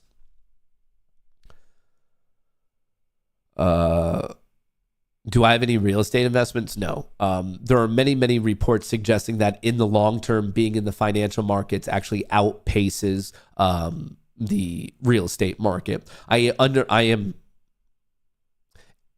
am willing to understand the conversation of tax write-offs and like basically how much taxes you can avoid by owning real estate. But there are still very compelling arguments that even without the tax savings from the depreciation in real estate, you're still net ahead by putting more money into the stock market, the equity market, than you are real estate. And actually, I think just when he was stepping down, I think Warren Buffett talked about that, was like one of his biggest financial missteps was buying his house rather than just putting it into the stock market. I am by no means an expert on real estate, so do not take your real estate advice or thoughts or opinions from me. But there are countless articles out there that, let's say you were to put $100,000. If you just put that in the stock market right now and came back in 3 decades versus putting that into real estate, that the return in the long term would be better, even including the tax write-offs. But like I said, I am not an expert on that, so do not take your real estate advice from a person who is literally telling you to his face that he is not an expert. Nah, you need both, fam. I'm kind of that opinion of like, why not like dip your toes in both worlds? From my like I said, layman's understanding of real estate, I would say, yeah, why not have some and like play some of the tax game, but then put still most of your money more so in the equity market. But I really haven't spent that much time diving into it. Dingity ding ding ding. The world's largest casino is now open. Best of luck to all. Play responsibly, and if not, have fun. Remember, you can't take it with you go. It's all money. Easy come, easy go. We have Coinbase up because it was yesterday. It was announced that they are being included in the S&P 500. So that's why it is up blistering 12% right now. Actually, let me scroll up on this. That's by far the biggest gainer. Rum is up an additional 4%. Rum has not been stopping for the past half a week now. Just keeps going and going and going. Nvidia's up a nice 1.4%. I would love for Tesla to hold 320 right where it opened. That would make me feel much better about my life. The market on open imbalance did favor the bulls. It looks like across the board, the S&P 500, the NASDAQ, the Dow, and the Mag 7 all saw net buying for the market on open imbalance. We just got the downside gap fill on the SPY, not quite yet on the Qs. The Qs have a little bit of distance to go to get that downside gap fill. Both the SPY and the Qs opened above the close and above the high from yesterday, but the SPY was only a little bit above, which is why we so simply got the downside gap fill. The Qs are picking up. Here's the initial flow. Here is the initial flow. Do I need to reload this? Hang on one second. All right. The S&P 500 not doing much out of the gate. The Mag 7 is continuing to show bullish aggression. Now, granted, we're only 2 minutes into the day, but nonetheless, based on that 2 minutes worth of data, we are seeing some call buying once again. So, like I said, at this point, almost an hour ago, I don't mind that we didn't have a massive gap up because that just kind of cleans up the chart a little bit more. It's just so many people are playing that downside gap fill. So the fact that we just quickly got it, I actually wouldn't mind if the Qs get it. I wouldn't mind a quick tap of 507.85 and then just honestly a rip right off of it, just so we don't have all those people saying, oh, the downside gap fill, the downside gap fill. Definitely wouldn't mind just even before the 15-minute Orbo, even between the 30-minute Orbo, something like that, before that all happens, if we could just do a quick little chart cleanup, and then it would be nice to have just a ripper of a day. I would be a big, big fan. Tesla going back green. Rum's up 3%. Let's move that up. NVIDIA's up as well. I'm just kind of stack ranking this for the moment to see where we're at, where we're not at. SPY as of now slightly green, Q's more green. Tesla showing some fight. How's my account looking? Okay, cool. I'm up 229%, 175, 126, and 3.4. Apple was a new position for me, and then I've been swinging Tesla, Qs, and SPY for a while. You might notice that my overall sizing is less. I thought it was prudent for me to size down a bit yesterday just because I was swinging about $200,000 into a CPI report on, I don't know, trading about 450. I was like, is it really that smart to be trading 40% of my account in a highly correlated position heading into a binary event? And when I asked myself that from a portfolio management standpoint, didn't feel smart. So I cut about half of it. So really what I did yesterday was right at market close, I locked in basically the cost of it. So all these positions you see, they are now freebies. So whatever my unrealized return is, that's my net profit, because yesterday, like I said, I locked in the cost of it, the premium. That's how much I took off the table. So no matter what, basically the way when you see me trading futures and I move my stop up to break even, if these things expire worthless, it's no risk to me. I locked in my base cost, and however far this goes, it goes. I'm just riding the rocket at this point, which I actually love being in this position because there's something to be said about your psychological state where you know even if you completely fumble the situation, you're not going to be costing yourself money. So that's why my positions are a bit lower today. Basically, I just did some reverse engineering math and I said, okay, if I sell X, X, and X, or X, Y, and Z on the 3 different positions, I'll be collecting all my premium, and then from there, I'm just riding it. Yeah, Broadcom's going. I almost don't want to look at it because I had a big position on it and I cut it actually for break even, and now it's ripping and I'd probably be up like 30, 40 grand. So it's a bummer. It's a bummer, but it happens. It happens. If you're going to be one of those people in the stock market where you just get bummed out on every missed opportunity, well, I don't want to be the person to tell you that you're going to be missing a good opportunity pretty much every single day. There's something in some market that's moving amazingly, and the odds of us catching every single one is actually pretty much 0%. All right. SPY pushing. Let me give you these key levels. Like I said, literally the call out at market open is if we could get this nice base here, it's opening up the door to 58.75. Now, if it goes from here, I'm going to be missing it because I'm trying to be a bit more patient and wait for a little bit more time to play out.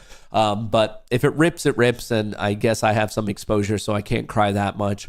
But I would prefer that we maybe like retest the base. Like maybe we go up, come down, find some support, maybe 950, 10, 10, 10, something like that, and then we pop. If it just happens to rip right here without me, I know a lot of you in chat are going to be stoked and you don't want to take any sweat. And hey, I've been there too, where I just prefer it goes. And hey, if it happens, it happens. I'm not going to cry that hard. Like I said, whatever. Sometimes you're going to miss an opportunity, and other times patience is the play. And I'm not really missing it. I already have quite a bit of exposure, so I think we are all going to be just dandy today. How was the inflation report? It came in neutral to cooler than expected, hence why the market is actually pretty decently green right now. Tesla, there is a huge gamma level at 330, about $11 higher than where we are right now. So that's what I'm watching, and I have time because my stuff doesn't expire till the 23rd. So I'm not really feeling much pressure on that. And then what is kind of interesting, where's the SPY at?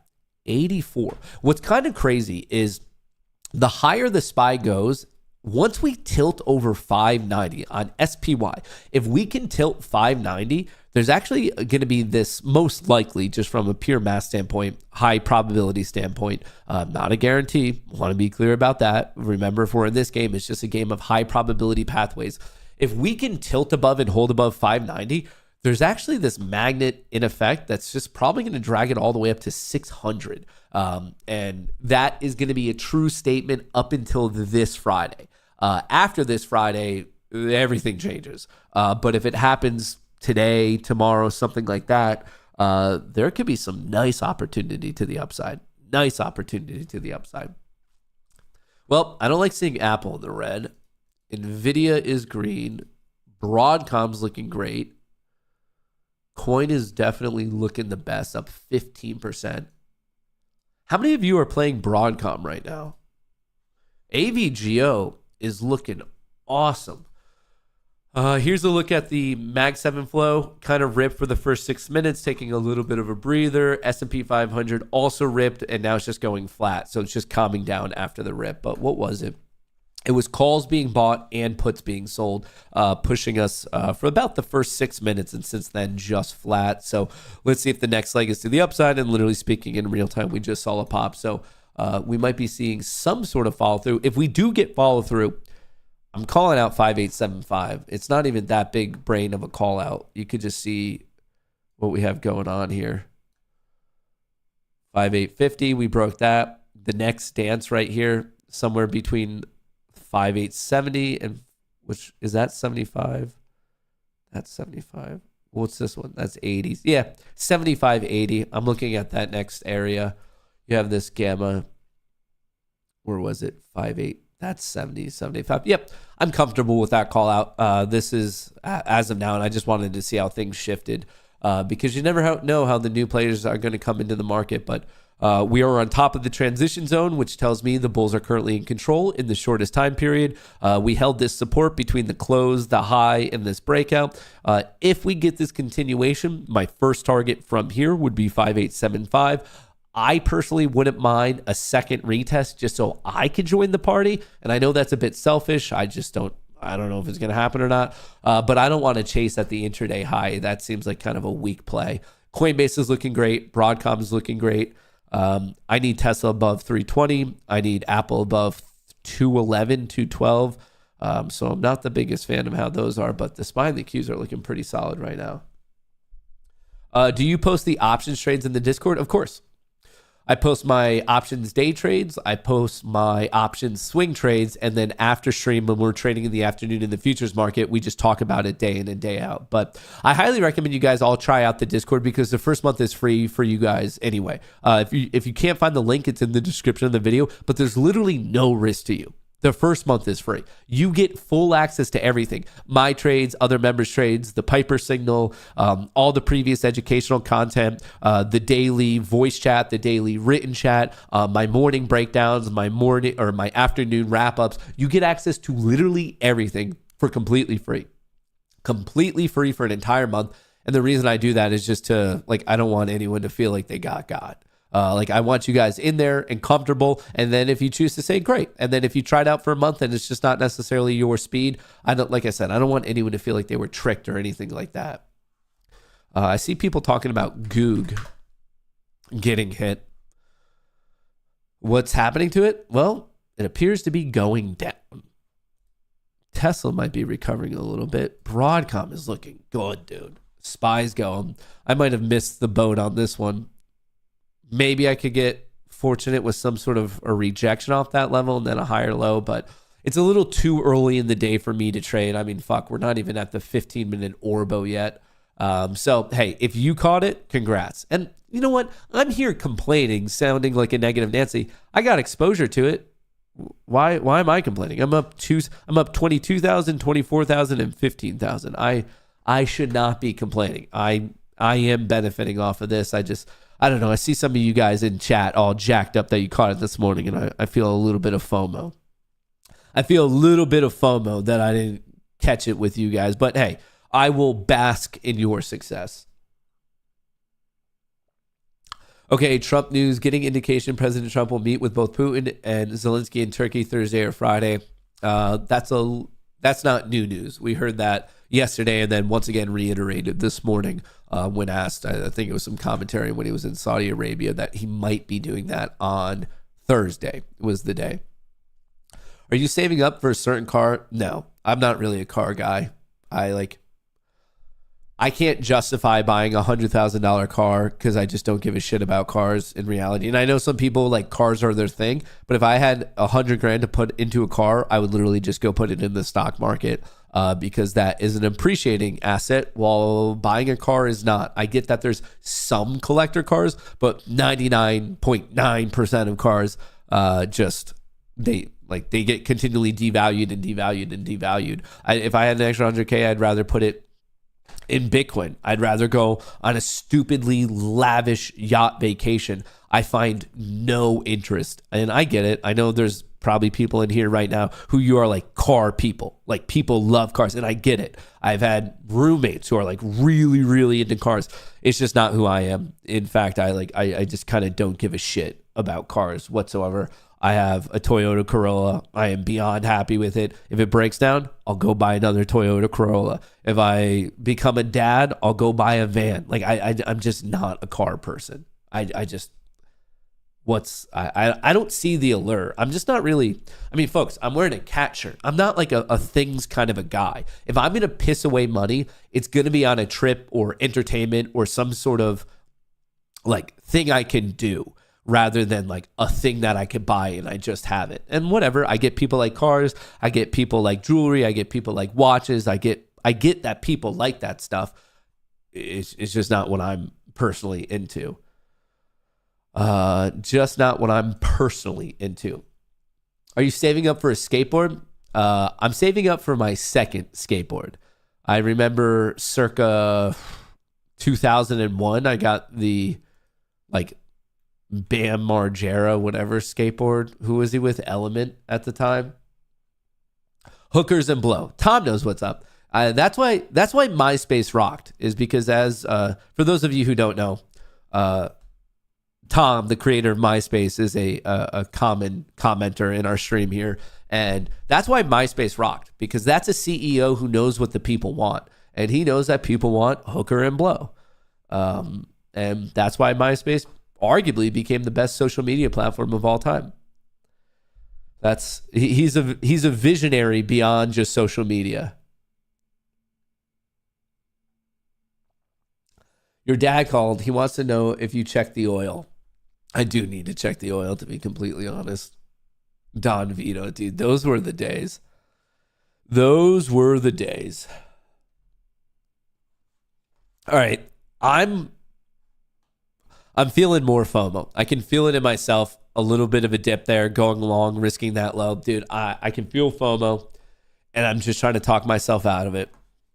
And just don't do it. I have no point in trading early today. Oh, dude. What's crazy is one of my bots triggered long at 6:45 in the morning 150 points ago. I'd be up 3K on those accounts. Oh, that's a bummer. I would be in at 20,900. And we're currently trading at 21,050. I'd be up 150 points. It triggered one of my bots, which is right now just running on a sim account, triggered all the way back here on this little dip and then pump. I could have had that long position and I'd be done for the day. Done for the day. Coulda, woulda, shoulda. Can't complain about it too bad. Stalling out a little bit in price right here. So the SPY popped and even the options flow stalling out. Mag 7, similar situation. Popped and we're not really giving it back, but we're not seeing a follow through on the aggression, which honestly, this might just like be creating a nice dip to be bought.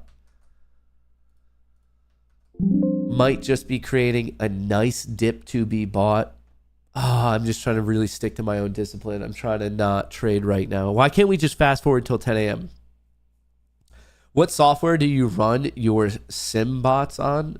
Well, it doesn't matter if it's sim or not. That's just the account you apply to. But these ones are NinjaScript, which you just run on NinjaTrader. But then I have quite a few bots for Easy Language for TradeStation. And then I have a couple, not many, that are just pure Python, and I more so use them to hit whatever exposed APIs I want. I don't like cars, but I bought a Tesla because of the tech and the tax credit, and the 0.9% interest is incredibly affordable. Yeah, I mean, I'm not saying any of these are affordable or not affordable. It's just, I just don't give a shit about it. Like, at the end of the day, you're still spending X amount of money, and then I just always look at it of, is there a better place where I could be spending said money? Can Apex do another 90% off deal? They can, but I've been told from my connections at the company that they're going to become even more rare. Literally in the past week, I was told from my rep that they're just going to run more 80% off deals, and the 90% off, which was already rare, they're going to become more rare. So if you're holding your breath for a 90% off deal, they might be around like major holidays or something. And this is just me guessing, but we're going to see less of them. So 80% off. And like I said, use that code Goonie. Unfortunately, someone in chat tried to buy it and they did not use that code. To get the discount, you have to use that code Goonie. 80% off. The Tesla will only be like $33. It's very affordable. What do I use for the trade copier? Just the Apex trade copier. It's the first one I got. I'm not saying it's the best. I know it's not the worst, but it's literally the first one I bought like a year and a half ago, 2 years ago.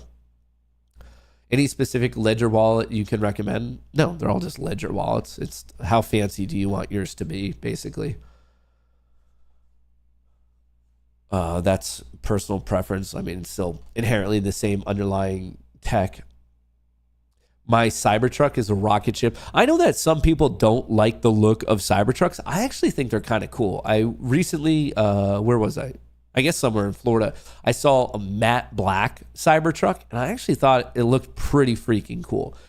So if someone gave me that, I wouldn't be mad whatsoever. But I thought it had a cool aesthetic, which I guess I feel like I'm almost in the minority on that. A lot of people don't like the aesthetics of Cybertrucks, but I think they're cool.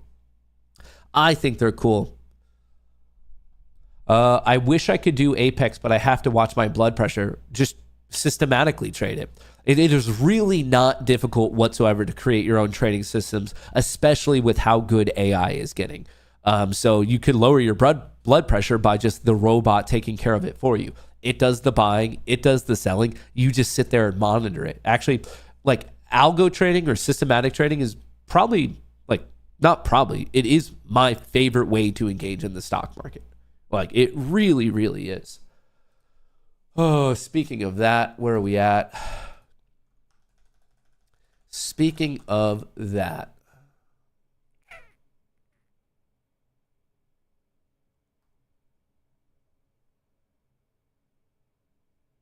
Am I about to get tricked again? I was about to go long. Oh, this one's gonna little trend line breakout, little bull flag breakout. It's just too early. Look at that. I could have been in on that. Mag 7 popping, SPY turning back around. New high. I could have been long at like 70. I'd already be up 15 points and 20 points. I can move my stop to break even right now. Pray for that break. Coulda, woulda, shoulda. Coulda, woulda, shoulda. Yeah, that one's gonna get me to cry in the shower for the rest of the night. That one's gonna get me to cry in the shower.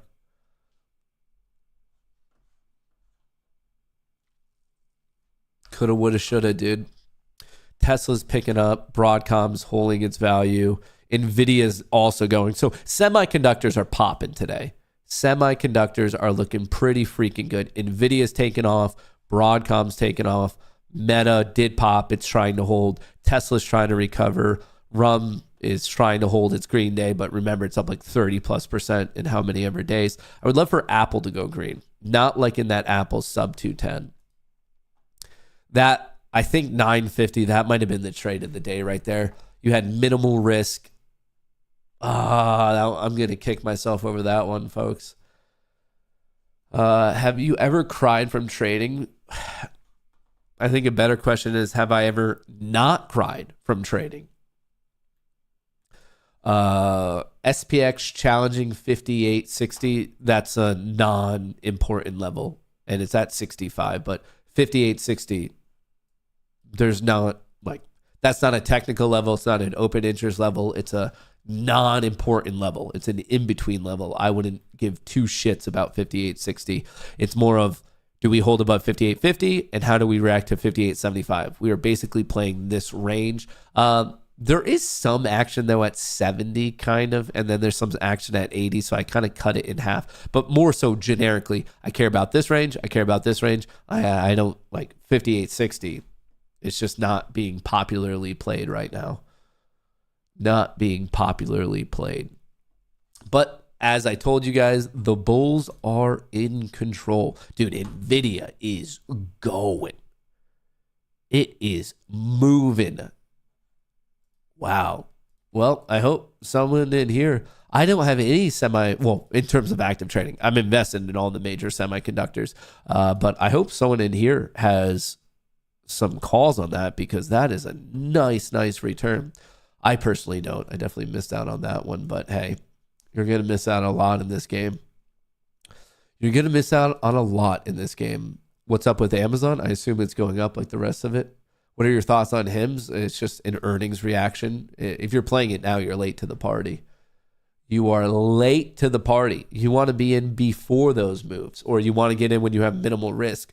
By definition, chasing a ripper, you're taking on the most risk possible. I don't know why, but retail traders are seemingly way too accepting of getting in at new highs or shorting at new lows. And it doesn't make sense. Like, if you're chasing a new high, you're by definition like paying an extra premium for no reason. Like, I don't get it. I don't get it. Someone said Palantir's ripping. It's up 3.8%. We're seeing a lot of 3 and 2%ers today. Nvidia's up 3%. Palantir's up 3.8%. Amazon's up 2.7%. Broadcom's up 2%. Microsoft and Apple are roughly break even. Yeah. I'm the one that's like really standing out is Coinbase, because of the overnight gap up on COIN on the news that it's being included into the S&P 500.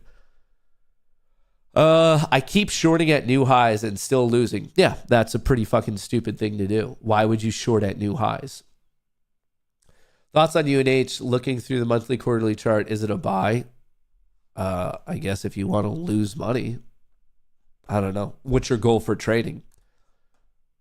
If your goal is to lose money, yeah, have at it. I don't know.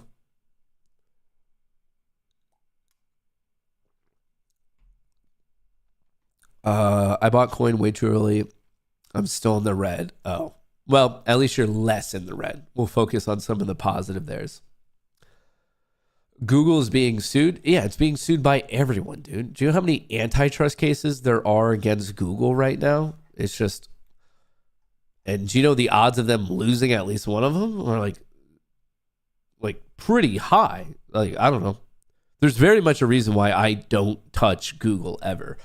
Because if they just start getting clocked more and more, I think it feels to me, and this is something that like we can't measure directly, but it feels like cultural sentiment is trending against Google. Like, think about it. With their search engine, okay, we now have the rise of AI. Is Google really going to be the main search engine? With respect to YouTube, their lunch is getting eaten by new and upcoming platforms like Rumble. People just don't trust the censorship that we see on YouTube.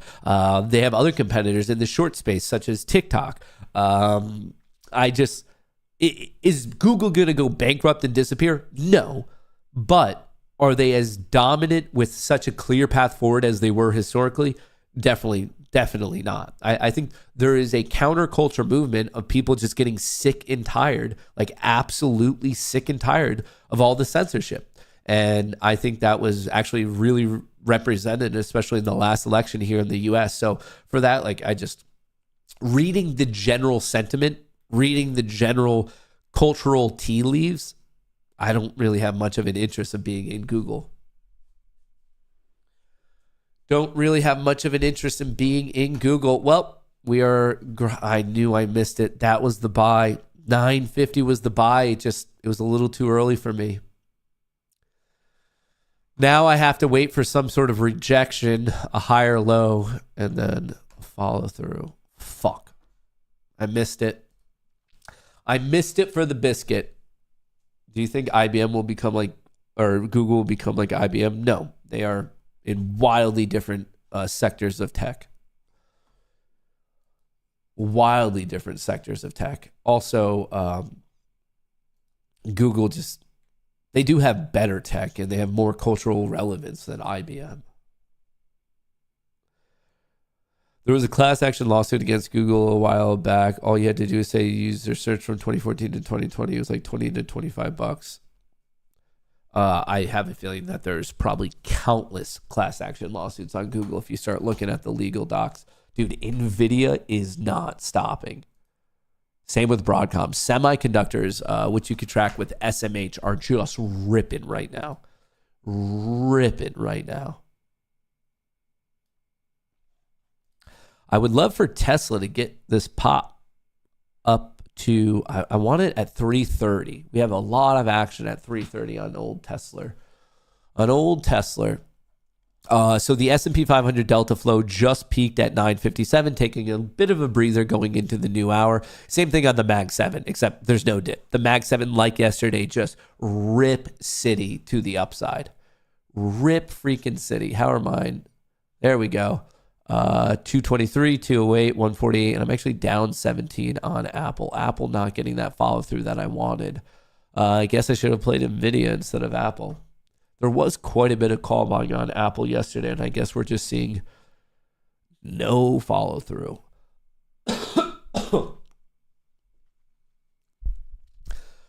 Remind me again the correlation between ES June 25 chart and the SPY. What do you mean remind? Directly correlated? I don't get the question.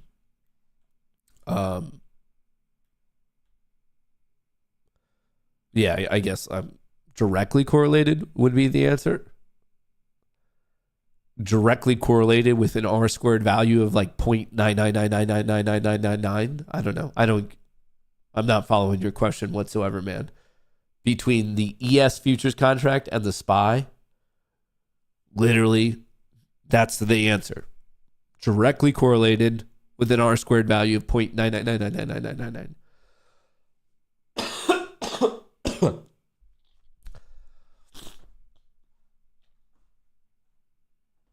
Why the fuck is this not more? I guess I'm being greedy. Trump announces a $600 billion Saudi investment. Like, because the charts don't exactly match. They do. They 100% do. Where are you saying they don't? Look at this. 930, 931, 932. They exactly match. Like what? Literally per minute. We could go down to the 15-second chart and they would perfectly look at. What are you talking about? They don't perfectly match. Are you looking at the right chart? I don't know what to tell you. But they, in fact, perfectly match. Like to the tune of every minute, dude. Dude, what is in my throat? NVIDIA's winning today.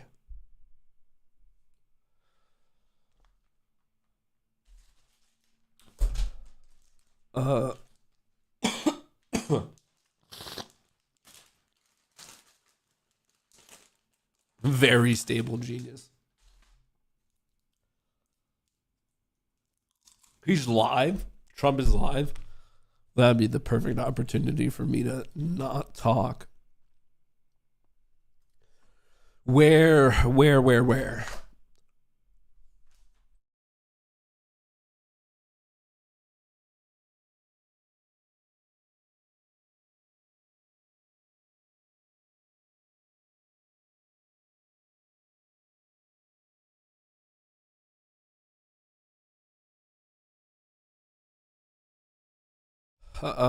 Do we have a link on this?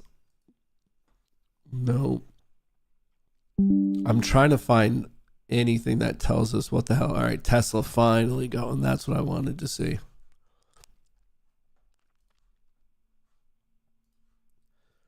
Does anyone have a link? Is he actually talking?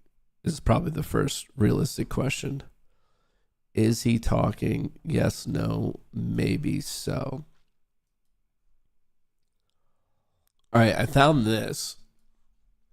Watch live. Trump to speak from U.S. Saudi Investment Forum. Started streaming 4 hours ago. So he spoke maybe about an hour. And now we're just watching flags. So I guess if he did, is it over? If he did, is it over? This is allegedly starting at 9. Okay, I'll leave it up just because it seems like whenever it comes to the world of politics, they're always like comically late. But in the meantime, I could watch my gains just explode on Tesla. So up 248%, and I cut a third of the position yesterday. So this one's just cooking. 26K after cutting a third of it. Not a bad day. Not a bad freaking day. We are going. Tesla, I would love for Apple to get some follow through. Apple's awkwardly red on the day. Just kind of, Tim Cook is screwing me over there. Freaking Apple. Like, semiconductors are looking real good, and finally Tesla's waking up on the day. The overall market, bottom left, top right, Q's bottom left, top right. I knew that 950 long, it was it, and I can't chase it now because it's the high of the day, so I basically just need to wait for some sort of pullback. The Mag 7 is nonstop. The S&P 500 is nonstop. Dude, I don't even know. Are we not even going to get a breather today? Are we not even going to get a breather? We might. There's probably going to be some profit taking here at 75. So I'm hoping the profit taking there, we get maybe a 5 or 10 point hit, and then maybe I could get long into that. So I'm watching this level. Please do not be surprised if there's profit taking right there. There's quite a bit of open interest specifically at that level. So calling it out now so no one is shocked when and if it happens. I have this up. I guess we're waiting 513. They just haven't rocked it yet. And to be clear, what I'm waiting to do is to trade on my futures accounts. As you can see, I've made no trades today. I am patiently waiting.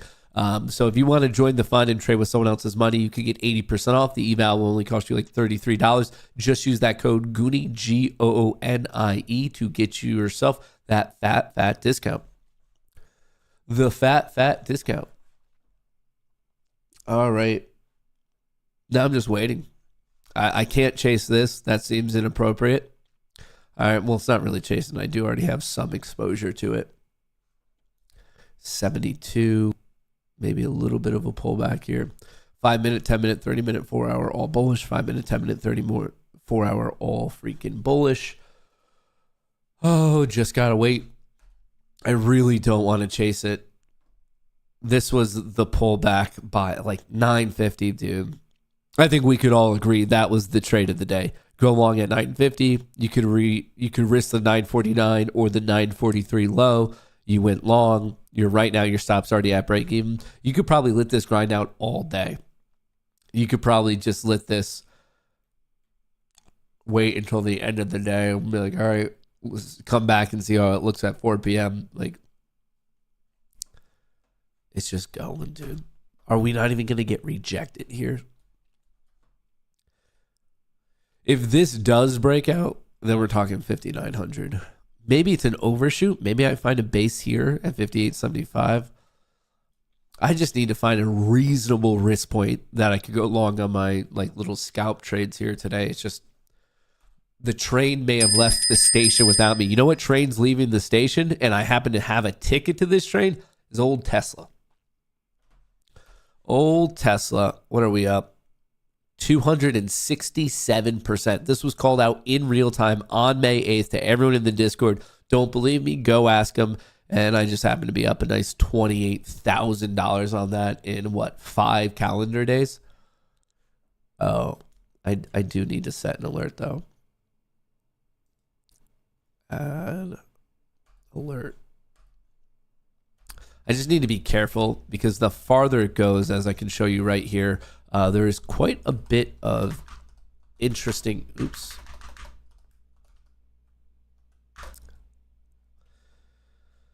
I'll zoom in and show you guys what I'm seeing. Right there. See this giant play? Like there's just a huge gamma bar at 330, which is why I marked it out. I think a lot of people right now might be erroneously playing 325 just because it seems like a more psychologically attractive number, but it might be more psychologically attractive, but according to the options market, the bets are at 325. They're very much at 325. You can see it, or excuse me, not at 325, the psychologically attractive level. I mean, look at that gamma. It's huge. So that's why I am particularly, I get it, 325, there might be some reaction, but I have no reason to get out $5 early where I can make a shitload more money if I just like actually wait for the exact levels that the market is telling me to wait for. Dude, this literally left without me. Shit. Oh, well, whatever. Whatever. I'm not pissed. I'm not pissed. You're pissed. I'm not pissed. You're pissed. Hey, Apple actually went green. Hell yeah, dude. Broadcom's going. Nvidia's going. Tesla's going. Palantir. People are saying Palantir is not going or going. It's not. It stopped going 10 minutes into the day. In fact, it's actually noteworthy how flat it is right now. Netflix potentially waking up. DJT did pop, gave it all back. Qualcomm not doing much. Nvidia's looking great. Broadcom's looking great. Meta was looking good, taking a bit of a breather. Tesla's looking great. Rumble was good, got hit, flat. Microsoft is trying to grind up. Apple's trying to recover. Palantir's flat. I guess just wait for a range breakout signal. That might be like the most reasonable thing to do. Dude. Tesla and semiconductors. That's where the party's at today. Bulls getting trapped. Do you mean trapped with a shitload of money, Brandon? Bulls getting trapped. That's a smart call out. I'm curious. Brandon, tell me your reasoning for why you think the bulls are getting trapped. Is it because people are buying calls and selling puts? Is it because people are buying calls and selling puts? Is it because we're getting a continuation on a massive technical breakout? Is it because we had legitimately bullish or low inflation news? I would love to know the trap that's being set right here. Like, what piece of empirical evidence do you have that you're like, nope, this is a trap? Wishful thinking? On your part, or on the like who's engaging in the wishful thinking? You or them, or both? You're saying the bulls are wishful thinking and you're wishful thinking because you were trapped on the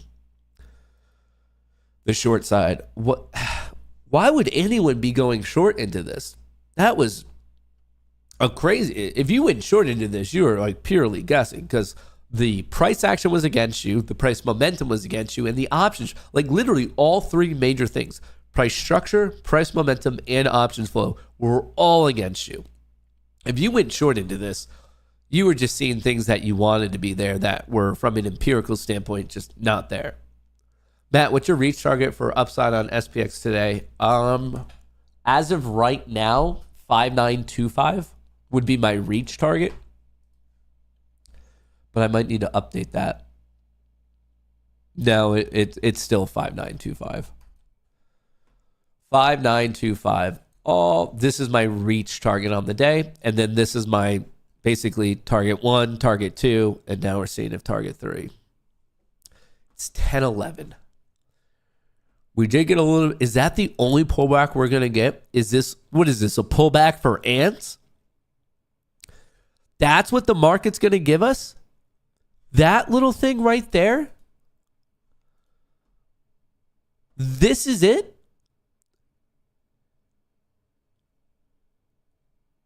That's what the market's going to give us today? Like a baby little red bar?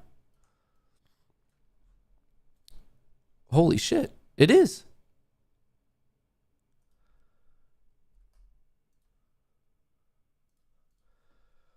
That was it. It gave us a pullback from 77 to 54. It gave us a 23-point pullback. A literal pullback for ants. Oh, do I just want to rage quit today?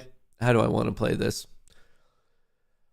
Oh, what should I do? What should I do? What should I do? What should I do?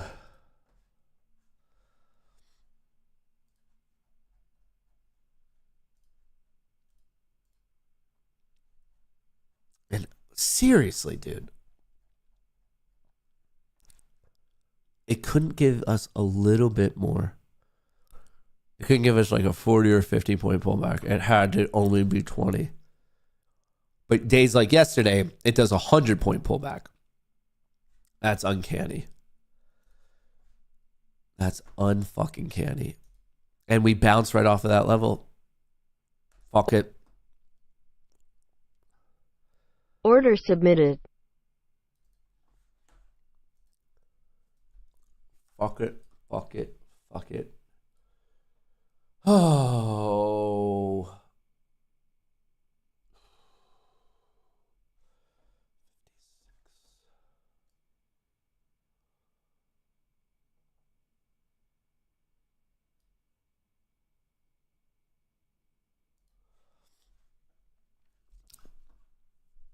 Wow.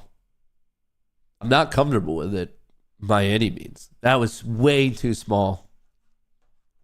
The reason why I decided to fire the trigger there is I looked at SPX. We broke out of this level, retested it, and now we're off to the races. And the play is this. I'm trying to play NQ's equivalent of SPX up to 5,900. So I saw this, like, even though it was a pullback for ants, the pullback was to a key level. And that's exactly what I'm playing because I got in on this bar at 1012 and I'm looking to play it up to 5,900.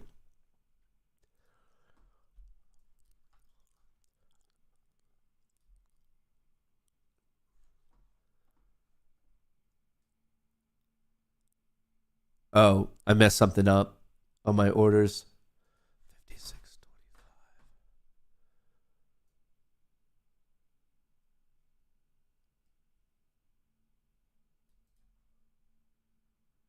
Okay. Well, something about my OCO is wrong. Do I just want to go to break even right now? I should let it go a little bit more. 80. No, I shouldn't. What am I? I'm long at 80. It already went 48 points in my favor. Yeah. Well, but no. But yeah. But no. I don't know what to do. I'm a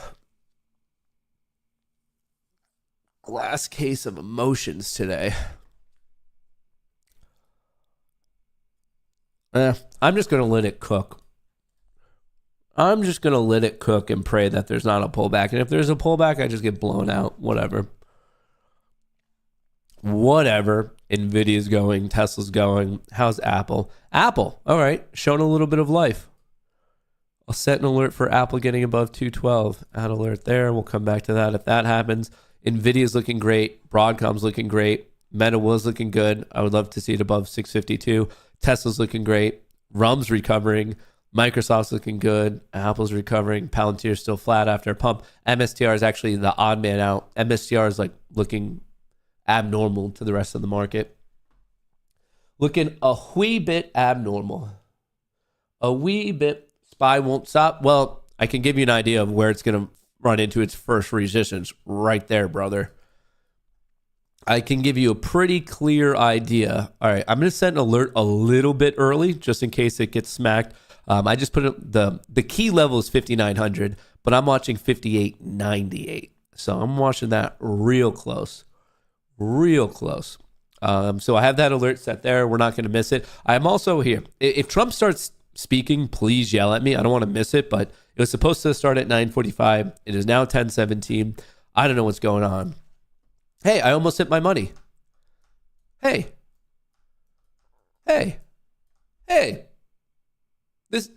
This is your favorite streamer in the entire world almost getting his money today. Come on.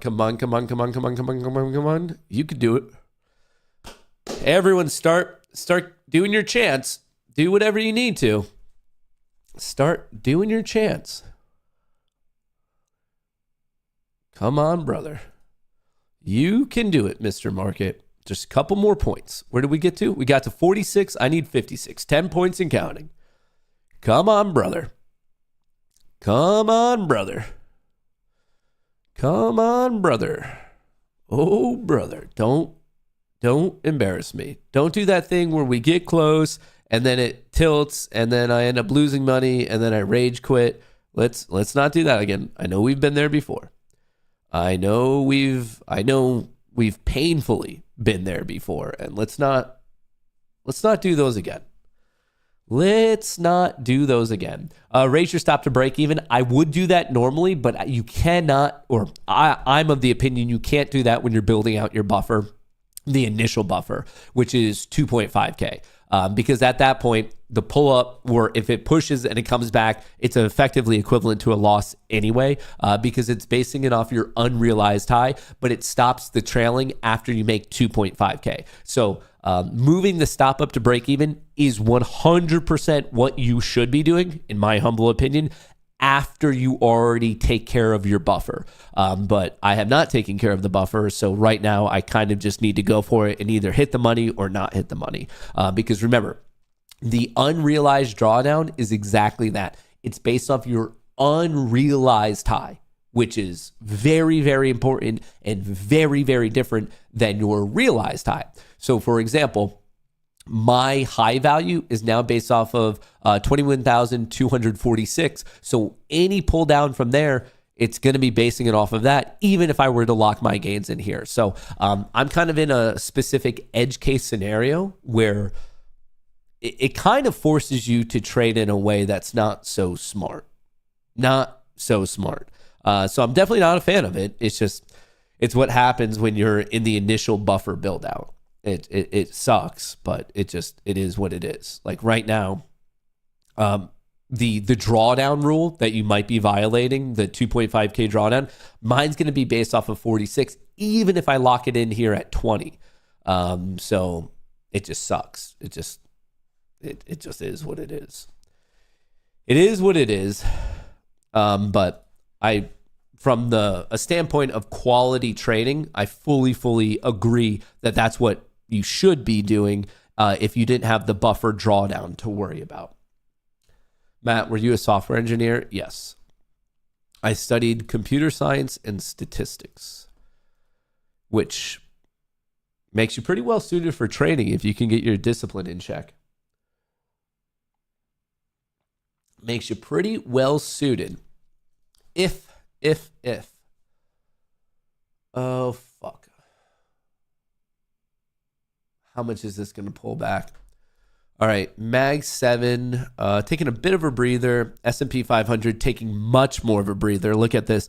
Calls getting sold, puts getting bought. It all turned at 1017. Shit. I might have to take the buffer risk and get the hell out, which would not be good, but I don't know, dude. That got steep there. That got steep. Why? I mean, I get the profit taking, but who the fuck is buying puts? Oh, this is, we're risking it for the biscuit team.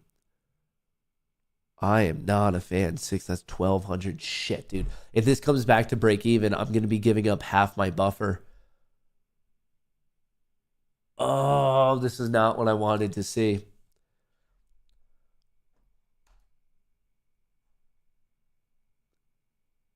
That is not what I wanted to see. Playing the game of this buffer. In terms of my swing plays, like my calls and that stuff, I'm feeling real good. We got this overshot to 95, a pullback. I think we hit 5,900. Like, I'm not worried about these plays whatsoever. In fact, they're looking groovy. I'm up 18K, up 25,000, up 30,000, up 18,000, and then break even. I'm not worried about those. What I'm worried about is the math of these sim to funded buffers and how you're in your most treacherous point when your first couple trades. Your first day is harder than your second day, which is harder than your third day, which is harder than your fourth day.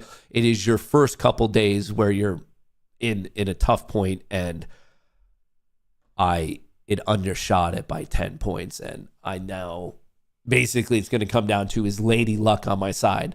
Not only do I need it to get all the way up to this value, which I think I strongly believe is going to be hit at some point today. It's more of how steep is the pullback going to be in between. And generally just this price action, I'd be able to stomach it. But what's freaking me out is just how much from 1017 to 1020, the options flow on the S&P 500 just got smacked. There was a lot of 0 DTE call selling and a good chunk of 0 DTE put buying. So I'm just hoping that that trend stops. We could just base right here. I'll feel way more comfortable if we could take out 21, and then I'll be feeling pretty good.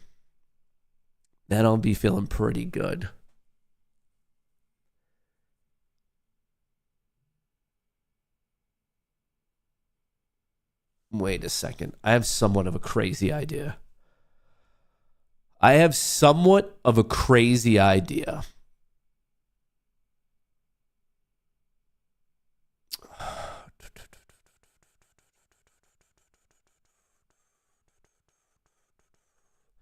That's actually not so crazy.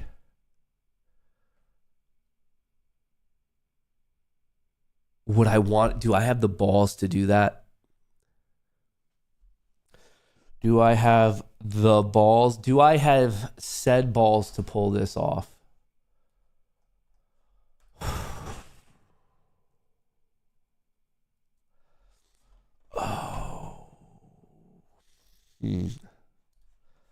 How is the flow looking right now? What are these? Or is there still call selling going on? It's these pussy call sellers. No, we kind of bounced and we're flat. The Mag 7, the Mag 7's taking a bit of a breather after a pretty massive rip. What time is it? It's 10:24. All of this is bullish. That's a breather after a lot of bullishness. This is, it's indecisive now. Very bullish. Took a considerable hit. Reversionary bounce. Now we're just flat.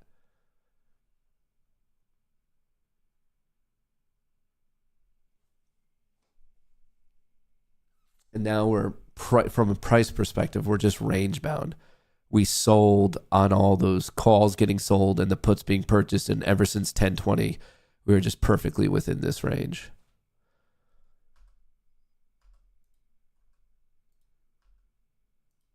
We are range bound.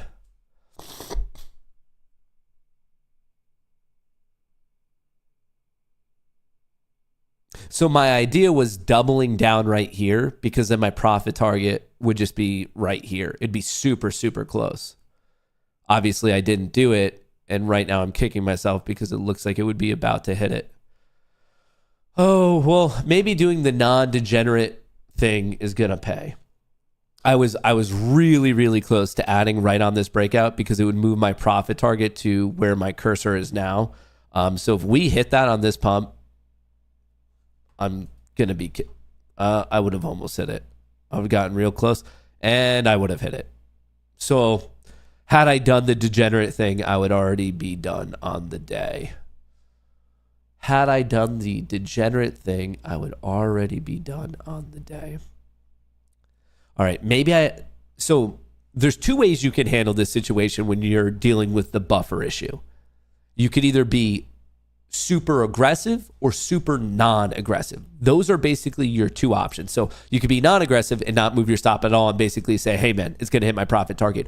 Or you could be absurdly aggressive and just follow like whatever the recent high is. Like we're just here, like literally putting your stop within like 10 points and just praying it keeps going. So it's the middleman mathematically, or it's like the middle of the road option right now where it gets a little bit questionable, a little bit questionable.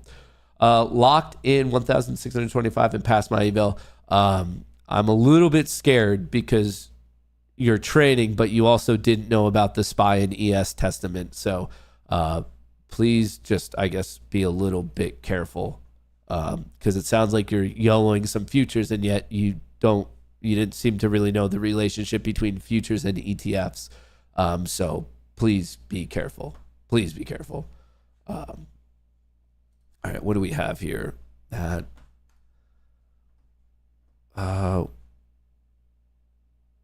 we making a lower high or are we actually making a push to a new intraday high? What's it going to be? What's it going to be? It's uniquely painful knowing I could have been out. I could have gotten my fill and I could be done. All right, I'm looking for this little trend line, and all I need is a baby continuation to the upside. We came down, had this range, tried to break, couldn't, did break. Now we're testing it. Come on, I just need this test, this break, a fill, and I move on with my life. And then I just come back this afternoon and wait for the breakout of 5,900 and a potential push all the way up to 5,925. Those are the key open interest levels. Here's a look at the flow of the Mag 7 going flat at the intraday high and the S&P 5. Oh, shit. Again, this is the second round. Granted, not that large, but again, we are seeing some call selling. We are seeing some put purchasing. We are removing positive delta. We are adding negative delta. That is not good for the bet that I need. Son of a bitch.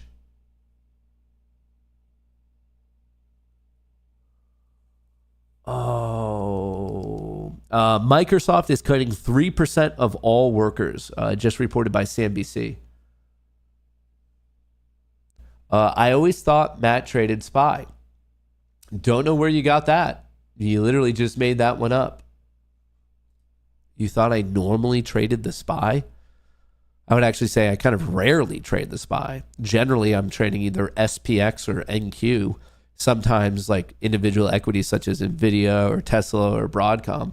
I don't know where you got that one from. Feels like you just kind of made it up.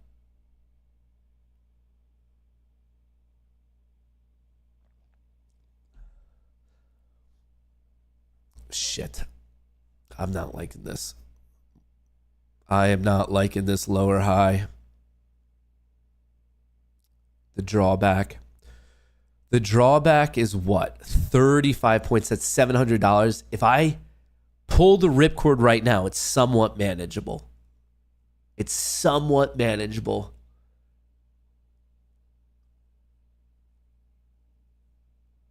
It's 800. It's just growing because it's going to be anchored off of my unrealized high. Oh, this is a painful decision because not only like am I making the decision here, but it's also at a key reaction level, 21,200. There could just be buyers waiting to buy it off of that. Oh, this is a painful one. Painful decision.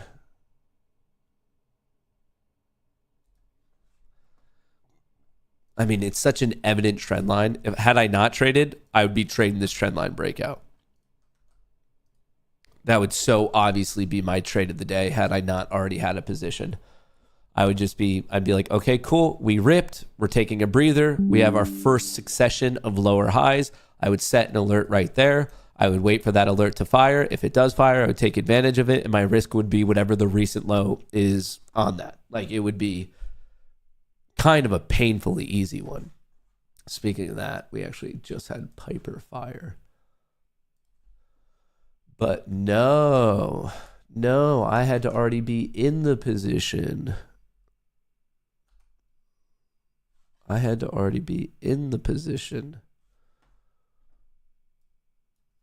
Of course, I can't just have a nice, easy day. That's basically illegal. So crazy.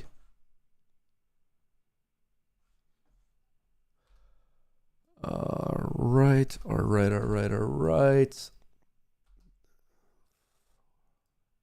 Don't worry. I'll probably just get tilted and revenge trade somewhere else and lose even more money if history is any indicator. All right. If you're in the Discord, Piper just fired. Speaking of that, why is Trump not talking yet? Hey, Matt, I have a question. Trying to get into your Discord Sunday night. Filled out the necessary questions on Rumble. I was unsuccessful for some reason. Any thoughts? I don't know what you mean by questions. All you have to do is sign up on Locals, which is owned by Rumble. And when you make your account there, then you just have to sync it to the Discord. So just follow the sync guide. I don't know. I don't know what you mean by necessary questions. You create your account as a supporter on Locals. Then you go to the second pinned message. There's the invite link to the Discord. You get into the Discord. There's the welcome message that walks you how to sync your account. And once you do that, you're good. If you have any issues, I guess just DM me on Discord and I can walk you through it. But I think I would say the most common issue is people don't sync the proper Discord account. When you are going through the syncing process, make sure you are syncing the Discord account that you want to be in there. Oh, this is not good. I need this reversionary trend to stop.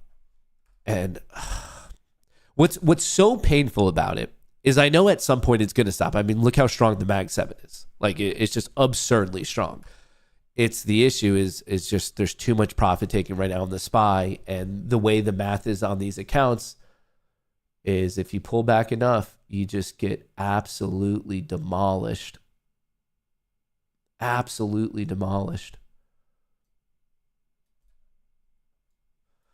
Oh, it's luck. I just need these paper-handed bitches to stop. Starting from whenever time this is, 10:17 until now, for the past 15 minutes on the S&P 500, there's a lot of paper-handed pussies getting into the market, and they are, if I'm being completely frank, they are ruining the fun for all of us. They really, really are. They really, really are. Oh, I can't believe they would do that to us. It's like they don't even care about the greater good.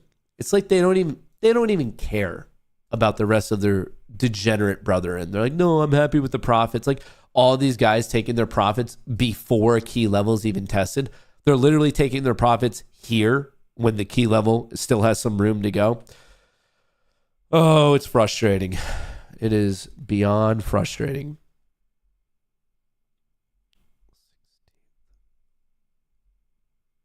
Why would they do that? At a certain point, it feels personal, you know? It feels personal that they're doing this.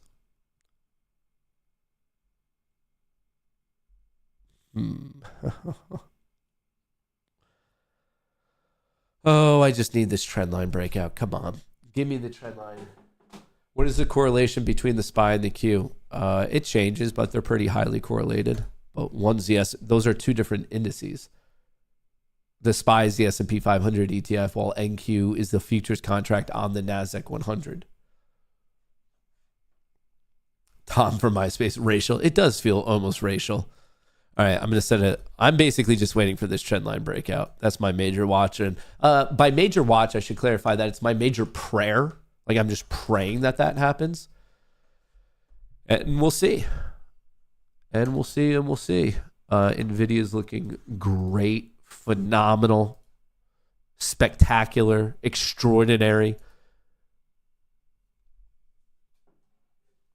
Oh, do I want to do this? Yes, no, maybe so. Yes, no, maybe so. Do I want to do this? Yes, no, maybe so. What's the flow looking like right now? The Mag 7 so strong. The NASDAQ, same thing, peaked at 1017, trying to recover. Tesla peaked at 1007. NVIDIA is going like a nonstop train. Palantir did pop for the first 10 minutes and flat ever since. Microsoft looks drunk. Apple got hit until about 10:02, and since then, pretty solid recovery. Pretty solid. The Mag 7 is so strong. It's just, why can't the SPY wake the fuck up? Let's do net open interest. Here we go. 5,900. There's a lot of long calls at wait, is that, do I need to zoom in to see the specific level? What is this one? 5,900. A lot of action up here at 5,900. 5,890. Yeah, we're in this positive gamma node. So that's why we're getting tripped up, actually, is we ran into this positive gamma node. You could like just look perfectly across. So this might be a tough break, but if we get the break, there's not too much stopping it for actually now even more. We might go above 25. Okay, so it's kind of like this. This is going to be a very difficult level to break, but if it does break, it's going to have that asymmetric reward. But as you can see, we're just getting caught up right here in this positive gamma. Yeah, we are huge positive gamma node. And then some profit taking at 5,900. And then there's even positive gamma at 5,905. This is going to be a tough level to break.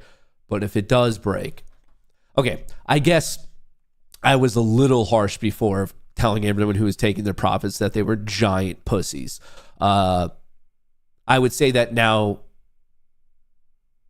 I was wrong, and they were reasonable pussies who are reading the giant gamma node. So I'm not going to say that they're not pussies, but I understand why they did what they did. Would I be friends with them?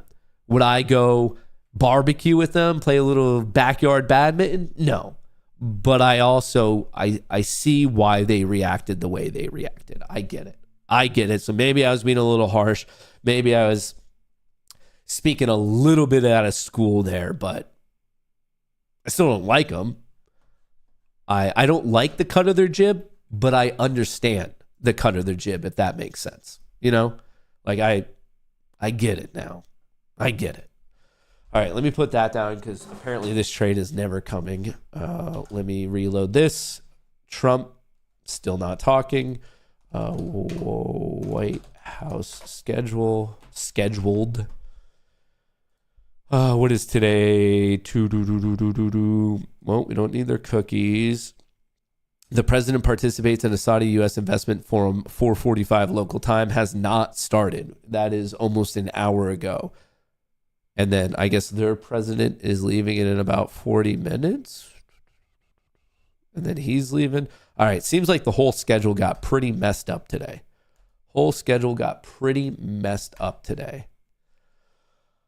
All right, awkwardly range bound. Maybe a trend line breakout coming. NVIDIA's looking great. Broadcom's looking great. Coinbase is looking great. Meta's looking great. Tesla was looking great. Pullback. Would love to see this battling it out at 325. Even Rumble bounce back. Microsoft actually slightly red. Apple's picking it back up. Palantir, maybe knocking on the door of its intraday breakout up here, 4%. Not bad at all. As of today, Coinbase is the winner, up 17% due to the inclusion into the S&P 500. Real nice push up until about 10:15. Things are slowing down because we have these profit takers. You have people, they were selling calls. The calls are flat. It's now people are buying puts. Why are people buying puts? Because they're reading this gamma zone. Where's the Mag 7? Is the Mag 7? Do I want to take this risk? So this is getting to be a tough decision. So the tech sector is looking phenomenal. I don't know why the hell why are people buying puts right now? They're buying puts just because it's close to resistance and they figure, okay, if they're wrong, they cut it quick. And if they're right, they get to ride it back down. I get it. I'm just frustrated that people were like, so many traders were brought up in a participation trophy-esque environment. And I just don't morally agree with it.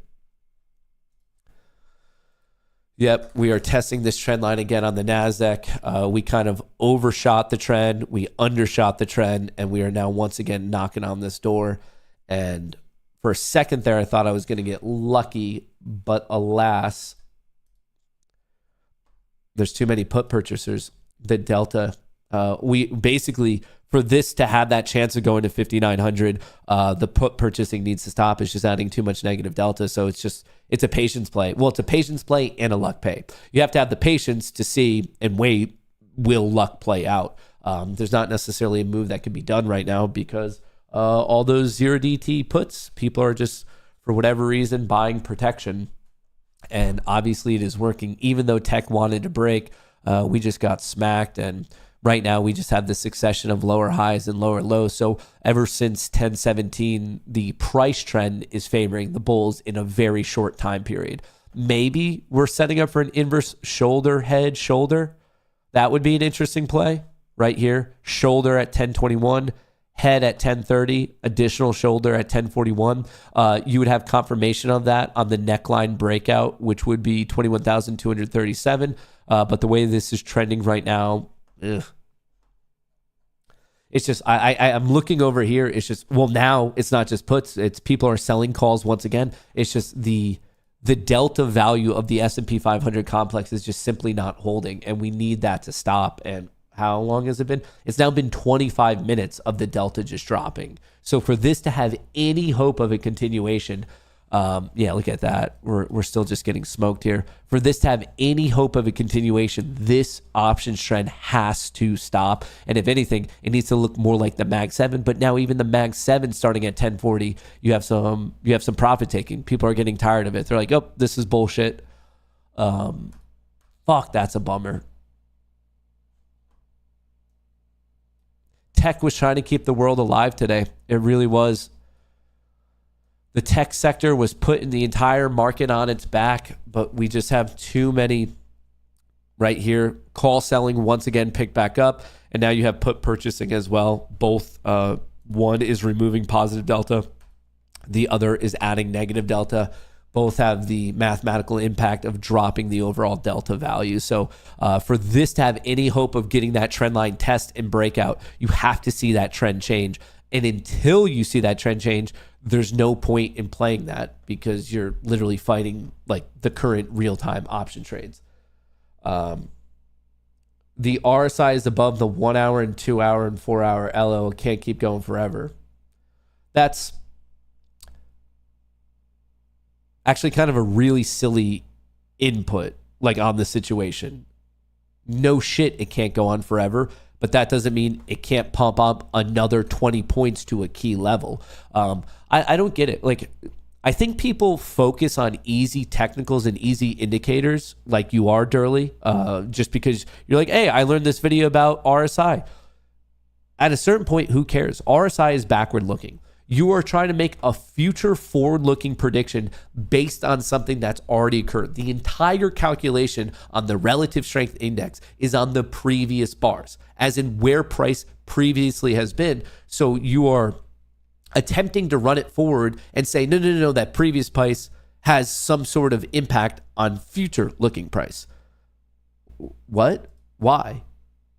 All those, like most indicators, if you look at how they're actually calculated, it just has to do with where price has been. So now you're extrapolating forward that based on where price has been, it has some sort of addictive or predictive power of where price is going to go and why.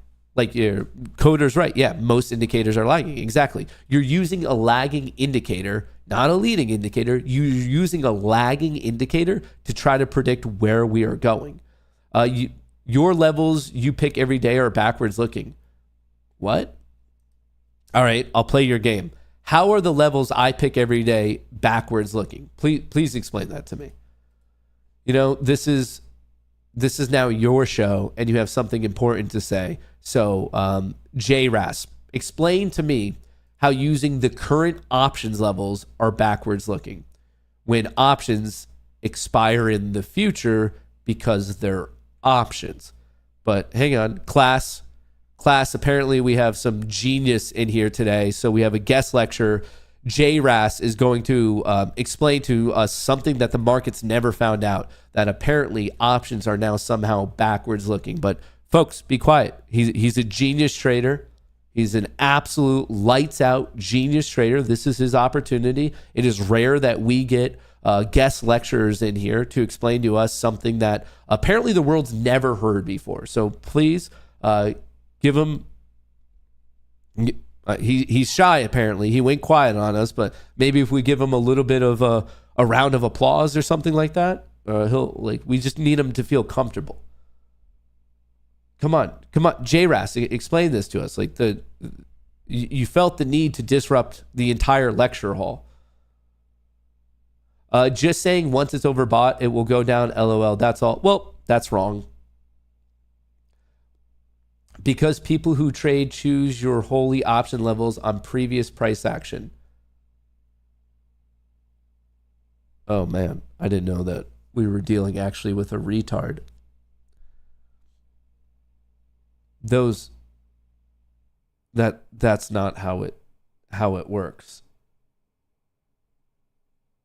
So I guess two separate things here. Just saying because once price is overbought, it will go down. That's all. If your trading system is somehow based on exclusively going short when RSI is overbought, you're going to lose money. That is a losing system. There are countless research articles on it. You can use RSI as an advantageous filter to improve a trading system. But if your trading system is what Durley is pitching of RSI is high, it has to go down.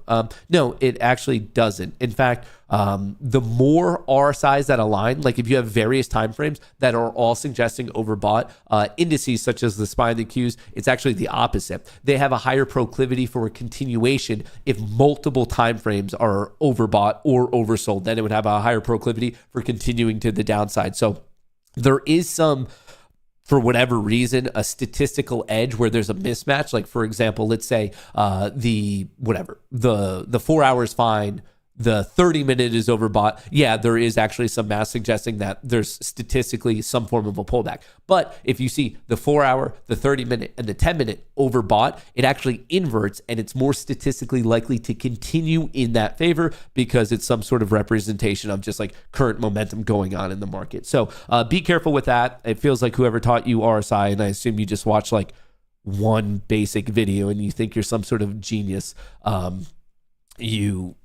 it's just wrong. Like the math, like what you are saying, which is probably unfounded by empirical evidence, you just kind of came up with it, and it just isn't represented by like the actual historic play out in the stock market. As for the other thing, what was it? It was pretty fucking stupid.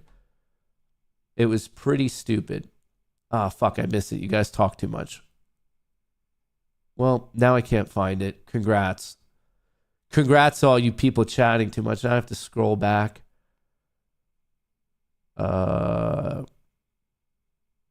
Matt, isn't everything we're looking at backwards looking technically? No, that's not true. Options are forward-looking bets. You place an options bet because of where you think it's going to go or not go in a certain amount of time. Options, by definition, the current open interests are all forward-looking bets. That's why we engage in options. Oh, I forget this other thing about levels, but something about my levels. Yeah. No, you are right. The Wall Street professionals across the land, not just in the US, but in the Middle East, in Europe, in Australia, they are all, in fact, tuning into my show to like place their levels. Like, I think we all know that. Doesn't take a genius to take profits once it's overbought and wait for the break. Been doing it for years. And yet, you're probably a losing trader. Hey, Durley, do you want to know how I know you're wrong? Durley, do you want me to prove how I know you are wrong right now and actually don't know what you're talking about? This will be like a really, really fun proof case. So you just took your money and you're arguing it's overbought. You want to know who doesn't take their money when it's overbought and I keep riding it? Just the person who's up $300,000 and up 321% year to date. Durley, isn't that really, really fun? Real-time evidence that I know what I'm talking about and you don't? How fun is that? That my year-to-date return is $300,000. We are halfway through the month of May, and I'm up 321%. Maybe you and your stupid little scalp of, I saw it was overbought on the 100 tick. I got to get out. Maybe big money is made from big trends, and riding big trends is what you have to do. Maybe, just maybe. Or I don't know, maybe I just got lucky for the past 4 to 5 months of trading. Also could be it. Dude, these fucking kids, man. It like actually drives me up a fucking wall that people truly think they could just take information from like random shit they read like that. Like RSI is great, dude. If RSI was that good of an indicator, do you really think that wouldn't have the shit data mined out of it by every hedge fund and high frequency trader in the entire world? You really think something as basic as just trading on the RSI would still be a viable trading system? Like, you think that? I don't have a 300K account, dude. Things change when you have a tight risk management. Well, if your system was that good, you said, dude, like, do you realize how self-defeating your argument is? You said you've been trading for years. If your system was good over a period of years, you would have this money. You don't understand. If you were onto something that had true viable edge, your account would be bigger. That's how it works. I could understand if you're like, hey, this is my first year and I'm figuring it out. But you just said you've been trading for years. If you're trading for years and you have that good of a system, Why is your account not bigger? And to clarify, I only have a 300K account from this year. I have I started this with less than 100. So what's your excuse? I did that in a couple months. I don't get it. Like, you're posturing as if you're some sort of trading genius. You said you've been trading for years, and then yet we're all awkwardly wondering why over multiple years you don't have like the track record. I just don't get it. Like, why can't the retail community as a whole all just kind of be like, okay, how about instead of any of us acting like we all have the perfect solution to the market, which none of us do, myself included, day in and day out. I'm learning from you guys. I'm learning from people in the Discord. I'm learning from podcasts. There's so much out there that, like, I'm just so tired of this mindset that people learn one thing in the market and they think, I am a fucking expert and no one can tell me anything else. Why don't we all just take more of the mindset of, hey, I think I know this. Maybe we could back test it. Do you guys know anything else where we can make it a little bit better? This idea of like what you know being the perfect thing to know, it's honestly just wrong. I do not know everything. You don't know everything. The only time retail's really going to hang on, I need to trade something really quick. The only time we're going to get ahead is when you're humble enough to admit that none of us have the perfect solution and we're all kind of working together, and maybe we should get away. Why is this not getting filled? Hang on one second. Well, that doesn't seem right.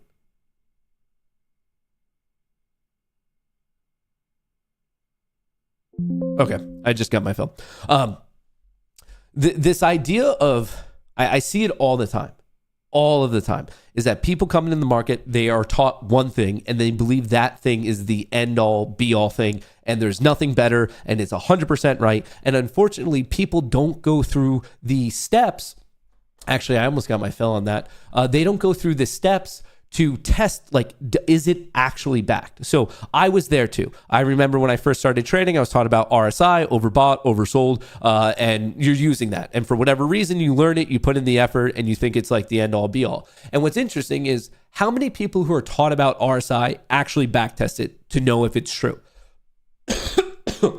And what I mean by that is whatever time frame you're on, whatever time frame is your favorite, if you're using the 5 minute, the 10 minute, the 30 minute, and your argument is it's overbought, so thus I'm going to go short. Okay, how often does that actually work? There's too many people, and it's not just this guy, like it's from my own career of losing a shitload of money, is people put things out there. They talk a lot, they write a lot. We're bombarded with all this information, and for whatever reason, it's probably our stupid little monkey minds that as soon as we see it, we assume that it's true.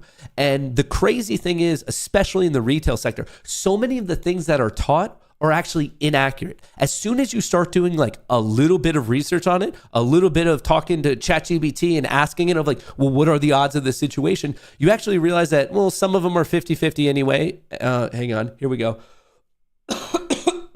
Dude, sorry, I'm coughing. Let me get a cough drop. It's just be very, very careful. It's one thing, but like, what's it like? Trust but verify, like that type of a thing. Not like that should be used in trading. There's a lot of great things out there, and they might stoke a little bit of like thought for you of like, oh, could it work? Could it not work? But just because someone tells you it does or doesn't work, don't assume that that is gospel. First of all, they probably didn't back check it. Second of all, even if they did, remember, there's different market regimes. There is 100% different market regimes. Sometimes things work, other times they do or don't work. Markets change. They're a very, very dynamic thing. So because of all of that, I'm not saying to not trust other people out there. I'm just saying if you find something interesting before putting your like hard-earned money behind that concept, maybe it is worth it, just like a little bit. Love you, brother, but the arrogance and trigger warning, you guys, not a good look. Sometimes it's just a question. These people sending in their opinion, I have to bounce out this shit. All right, see you later, pussy. You know what? Better yet, Nova. I'll help you. I'll help you find the door. It's a well-known fact of this particular community that we don't allow pussies. I am particularly saying to survive in this game of trading, you have to be humble. So whenever I see someone definitively saying something, I'm going to come down your throat. No one knows shit. This game is 50-50. This play that I have, maybe it hits, maybe it doesn't. Before it looked horrible. Now it's looking good. In this particular case, it does seem statistically like it's going to look good for me instead of Durley. But also, that doesn't change it. That's referred to as resulting. That's saying, ha, I was right, or ha, I was wrong based on the outcome of the situation. But remember, you never know the outcome. You can only base it on the quality of decision you are making in real time. That's it. That is it. That is it. That is it. So, I'm so sick and tired of this, of whether I am right here. I can't sit here and go to Durley and be like, I told you were wrong. RSI is stupid. How can you do that? Because 50% of the time he's going to be right, and 50% of the time I'm going to be right. And this idea of doing like the ha, I proved it to you thing, that is literally, in poker, it's called resulting, of judging the quality of your decision based on the outcome, even though the outcome came afterwards and you didn't know what was going to happen. And also, like, it happens to me in here. Is there times that I made a legitimately good trade, it goes the other way, and then people are like, oh, that was so stupid, I told you. It's like, well, no, you're basing it on resulting. Like, it's not like the other way you'd be like, oh, I guess you did it right. Like, all we can possibly do is judge every single trade on the merits of the decision that went into that trade. That's it. You cannot base it on the quality of it playing out. And I see this time and time again, is there good decisions or is there bad decisions? And that's what it is. And of course, the quality of a decision, there's many things that can be taken into account, whether you're looking at technicals, whether you're looking at price action, whether you're looking at options flow, and all those things can change also based on the different time frames. For example, Durley, he was using RSI. The RSI in the 1 minute is going to look way different than the RSI on the 30 minute, which is going to look way different than the RSI on the daily. Those are all completely different things. So right here, a less humble, reformed man would be making fun of Durley right now. But I also understand that at this moment, on this particular time frame, it's not the most insane call out. Hey man, I see one lower high. Hey man, I see a second lower high. Hey man, I see a lower low, a lower low. Maybe it's time to take profits. Okay, that's reasonable. Maybe you're using this new price action, the lower highs and the lower lows, in conjunction with the RSI being overbought. That's not the most outlandish idea. It really isn't. I bet there are certain strategies where you could play with it here and there and actually have a pretty nice, profitable strategy. Hey, I bet that exists. On the other side, what's also simultaneously true is you could say, well, the entire day, it's going to take me forever to scroll back, up until 10:17, that flow was strong. Granted, it's giving it back, but we're not really trending down. We're just kind of halfway. Simultaneously true, you could say, dude, Mag 7 is ripping all day. So if you're looking at a short-term price, lower highs, lower lows in RSI, yeah, maybe you took your profits. If you're looking at the Mag 7 options flow, you probably had no reason to ever get out. So with this, literally, definition, there is a infinite amount of ways at any time anyone can be considering the market. Endless information related to options, to technicals, to timeframes. Like, there is truly an infinite amount of combinations. So there's no one or right or wrong thing. There's the right or wrong thing for your system. And the right or wrong thing for your system, and this is like the most important part of me on the soapbox here, it has nothing to do with the outcome. It really doesn't. It has to do everything with the decisions that went into that particular trade, and also the management of the trade throughout it, as in adhering to your system's rules. If you are trying to it's like the ha, I'm right because I made money, or ha, you're so obviously wrong because you lost money. No, I guess another similarity, and someone just asked, do I play poker? Not a lot, but I do play poker. I just find that the poker metaphors are the best to explain what in the world's going on. Okay. If you are dealt pocket aces, for all my poker players, that's great. Starting hand is you should be playing. So even with the best hand, as in the best decision making to engage in that hand, you could still theoretically lose. And then vice versa. The weakest starting hand, if you're playing Texas Hold'em, is 2-7 offsuit. If you are dealt 2-7 offsuit, you should not be playing. But yet, It could be a poor decision, but for all you know, you could somehow river them. You could flop a boat. There are ways where you could make the right decision and lose money. There are ways where you can make the wrong decision and make money. And I feel that, especially within the retail space, a lot of people try to judge the decision making off of did you make or lose money, and that's like the way to do it. And inherently, it's not.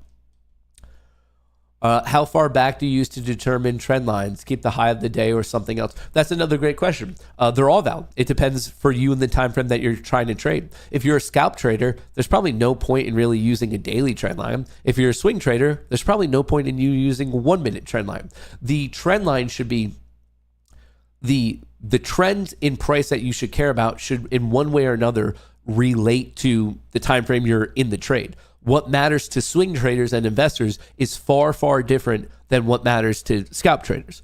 So once again, none of it is right or wrong. It's right or wrong based on what the hell you're trying to do. 100%, it's right or wrong based on what you're trying to do. So for me, on an intraday standpoint and on a shorter term swing standpoint, I'd say the bulls are in control. 5 minute, 10 minute, 30 minute, 4 hour. They're all on top of their EMA cloud. That is bullish on this particular time frame. Same thing on the Nasdaq. 5 minute, 10 minute, 30 minute, 4 hour. So I'm seeing a lot of overlap, a lot of momentum. And actually coming back to what Durley was saying, it's these environments where you see the RSI blown out on multiple time frames together, the 5 minute, the 10 minute, the 30, and the 4 hour, that actually the stats suggest that you get a continuation rather than a reversal. And yes, the RSI can somewhat be predictive of a reversal if it's a mismatch. Like let's say the 4 hour is fine, but it's blown out on the 10. Okay, probably a pullback on the 10. But I'm telling you, when you take the time to do the research yourself, you're going to find weird edge cases, I suppose, of where the math just flips upside down. Why does it? I don't know. You could have a good guess. I could have a good guess, but at the end of the day, it doesn't matter if we're right or wrong on our guess. What matters is just are you making the right decision or the wrong decision? And it's forever dynamic. As I'm pitching this right now, I would not be surprised historically if there was one particular year or one particular market regime where every single time the RSI got overblown, that if you went short, you made money. But that doesn't mean that the trend's going to last forever. There's leakage in the world of systematic trading. It just happens. So just because you find one thing that works for 1 day or 1 week or 1 month or 1 quarter, that's not the end all be all that it's going to last forever. It's just not how it works. Don't play stupid with me. You'll never win. Hey, you could take a person who's never traded before in their life and at the start of the day be like, yo, are you bullish or bearish? And they could guess. And they could be lights out right. They have a 50% shot even though they have absolutely no knowledge. Absolutely no knowledge. Sheesh, look at the level 2 data. You mean just the book, the DOM? That's an interesting way. Matt, how do you overcome your allergies? I'm fucking dying over here. I didn't overcome mine. I wish I knew the answer to that. I've even done the allergy shots, like the immunization shit. And here I am. Here I am. I'm not liking Tesla putting in this lower high and getting smacked at 324. Nvidia looks great. Palantir looks great. Broadcom looks great. Meta looks great. Tesla was looking good until 1055. Rumble's now popping again, up another 5%. Apple's fighting back. SPY trying to hold the trend line, but it's not that convincing. The Q's holding their trend line a bit more convincing. The Mag 7 flow tipping at 11. So basically, we saw our first hit at 10.15, second hit now at 11. And unfortunately, we're just not seeing any follow. We're seeing nice follow through in the Mag 7. We are not seeing that follow through. Right here, you could even see it. At 11.04, calls being sold, puts being purchased, dropping the delta. The delta is just not getting a breather today, is it? We're just not getting a breather. Well, I would love for this to hold the trend line. Obviously, at this point, we have support at 5875. If we get a breakout of 5890, I'd be looking for a test of 5900. It's pretty much that simple. Support right here, resistance right here, and you set an alert on both of those, and you just wait for one of them to get hit. And other than that, you kind of do nothing. We're kind of halfway through no man's land right now. Resistance, a good 15 points above. We have support 10 points below. And other than that, trend line breakout. Right now, it looks like a really lethargic breakout. We're just not getting any of that follow through. In fact, to the point that I'm going to redraw that myself. Maybe a little bit of consolidation, lower highs and higher lows if you're really zoomed into the 1 minute. But overall, especially because we're not that far out from the lunch hour, I'm going to be looking for, I literally just have my alert set, and that's all I care about. In between then, I don't want to drive myself nuts watching every single trade of the day or every single bar of the day. I'm just going to wait.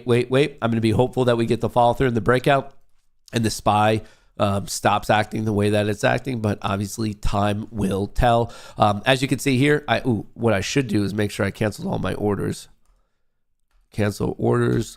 Positions, accounts. I just want to make sure I actually got out of everything and I don't have any rogue orders. But I am now done on the day.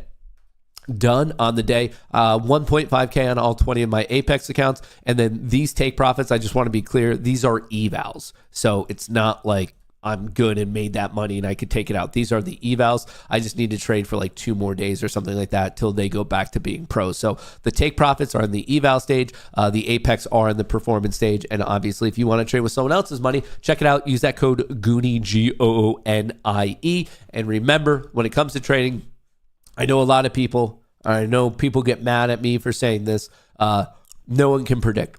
This is a game of high probability, low probability pathways and risk management. You never know the next bar. Does not matter if you see options spiking. Doesn't matter if the RSI is blown out. Doesn't matter if you're using MACD. It does not matter. You don't know what the next bar is going to be because inherently you don't know what the next group of traders are going to do. Are they aggressively going to buy? Are they aggressively going to sell? There are very few things in this world that have any form of leading indication, and even those ones can even be blown out of the water. This is a game of unknown, infinite amount of variables. So that's exactly why this is a game of reacting, not of predicting. If you are trying to predict, here's where we're going today, here's where we're not. No. You're already miles behind. You need to rewire your brain into a game of reaction and tell yourself, okay, if we get this trend line breakout, my risk is this recent low, and here's my target. You would be reacting to a development within the market rather than sitting here right now saying, yeah, no, I have a gut feeling that we're going up. Do not, I'm telling you this, you're going to be miles ahead of your competition as soon as you stop attempting to predict. Just react. React to breakouts and breakdowns. React to fake out breakouts and fake out breakdowns, and react to high reward, low risk situations, and then just play it accordingly. Sit there and let the market tell you what to do rather than trying to force your own opinion upon the market. As soon as you do that, your trading career is going to be far, far, far easier. That's what I have for you right now. I will be posting an update later on today. Well, hang on. Shit. Fuck. Can I even do this? Hang on. I don't think it's not working for me. All right. Anyway. Sorry about that. That's what I have for you. I will be posting an update video when the market closes at 7, or market closes and it'll come out around 7 p.m. And then we're going to be streaming once again tomorrow morning. Shout out to crypto.com. And remember, every $50 you trade, you'll get another entry into the One Bitcoin giveaway. The partnership between Rumble and crypto.com seems really cool. And also check out Apex. Use that code GOONIE to get 80% off. Other than that, I'm going to go hang out with everyone in the Discord. Folks, remember the message of the day. Do not try to predict, just react. That's all you have to do. React to low risk, high reward situations. And other than that, just sit on your hands. That's what I have for you. Love you all. Peace.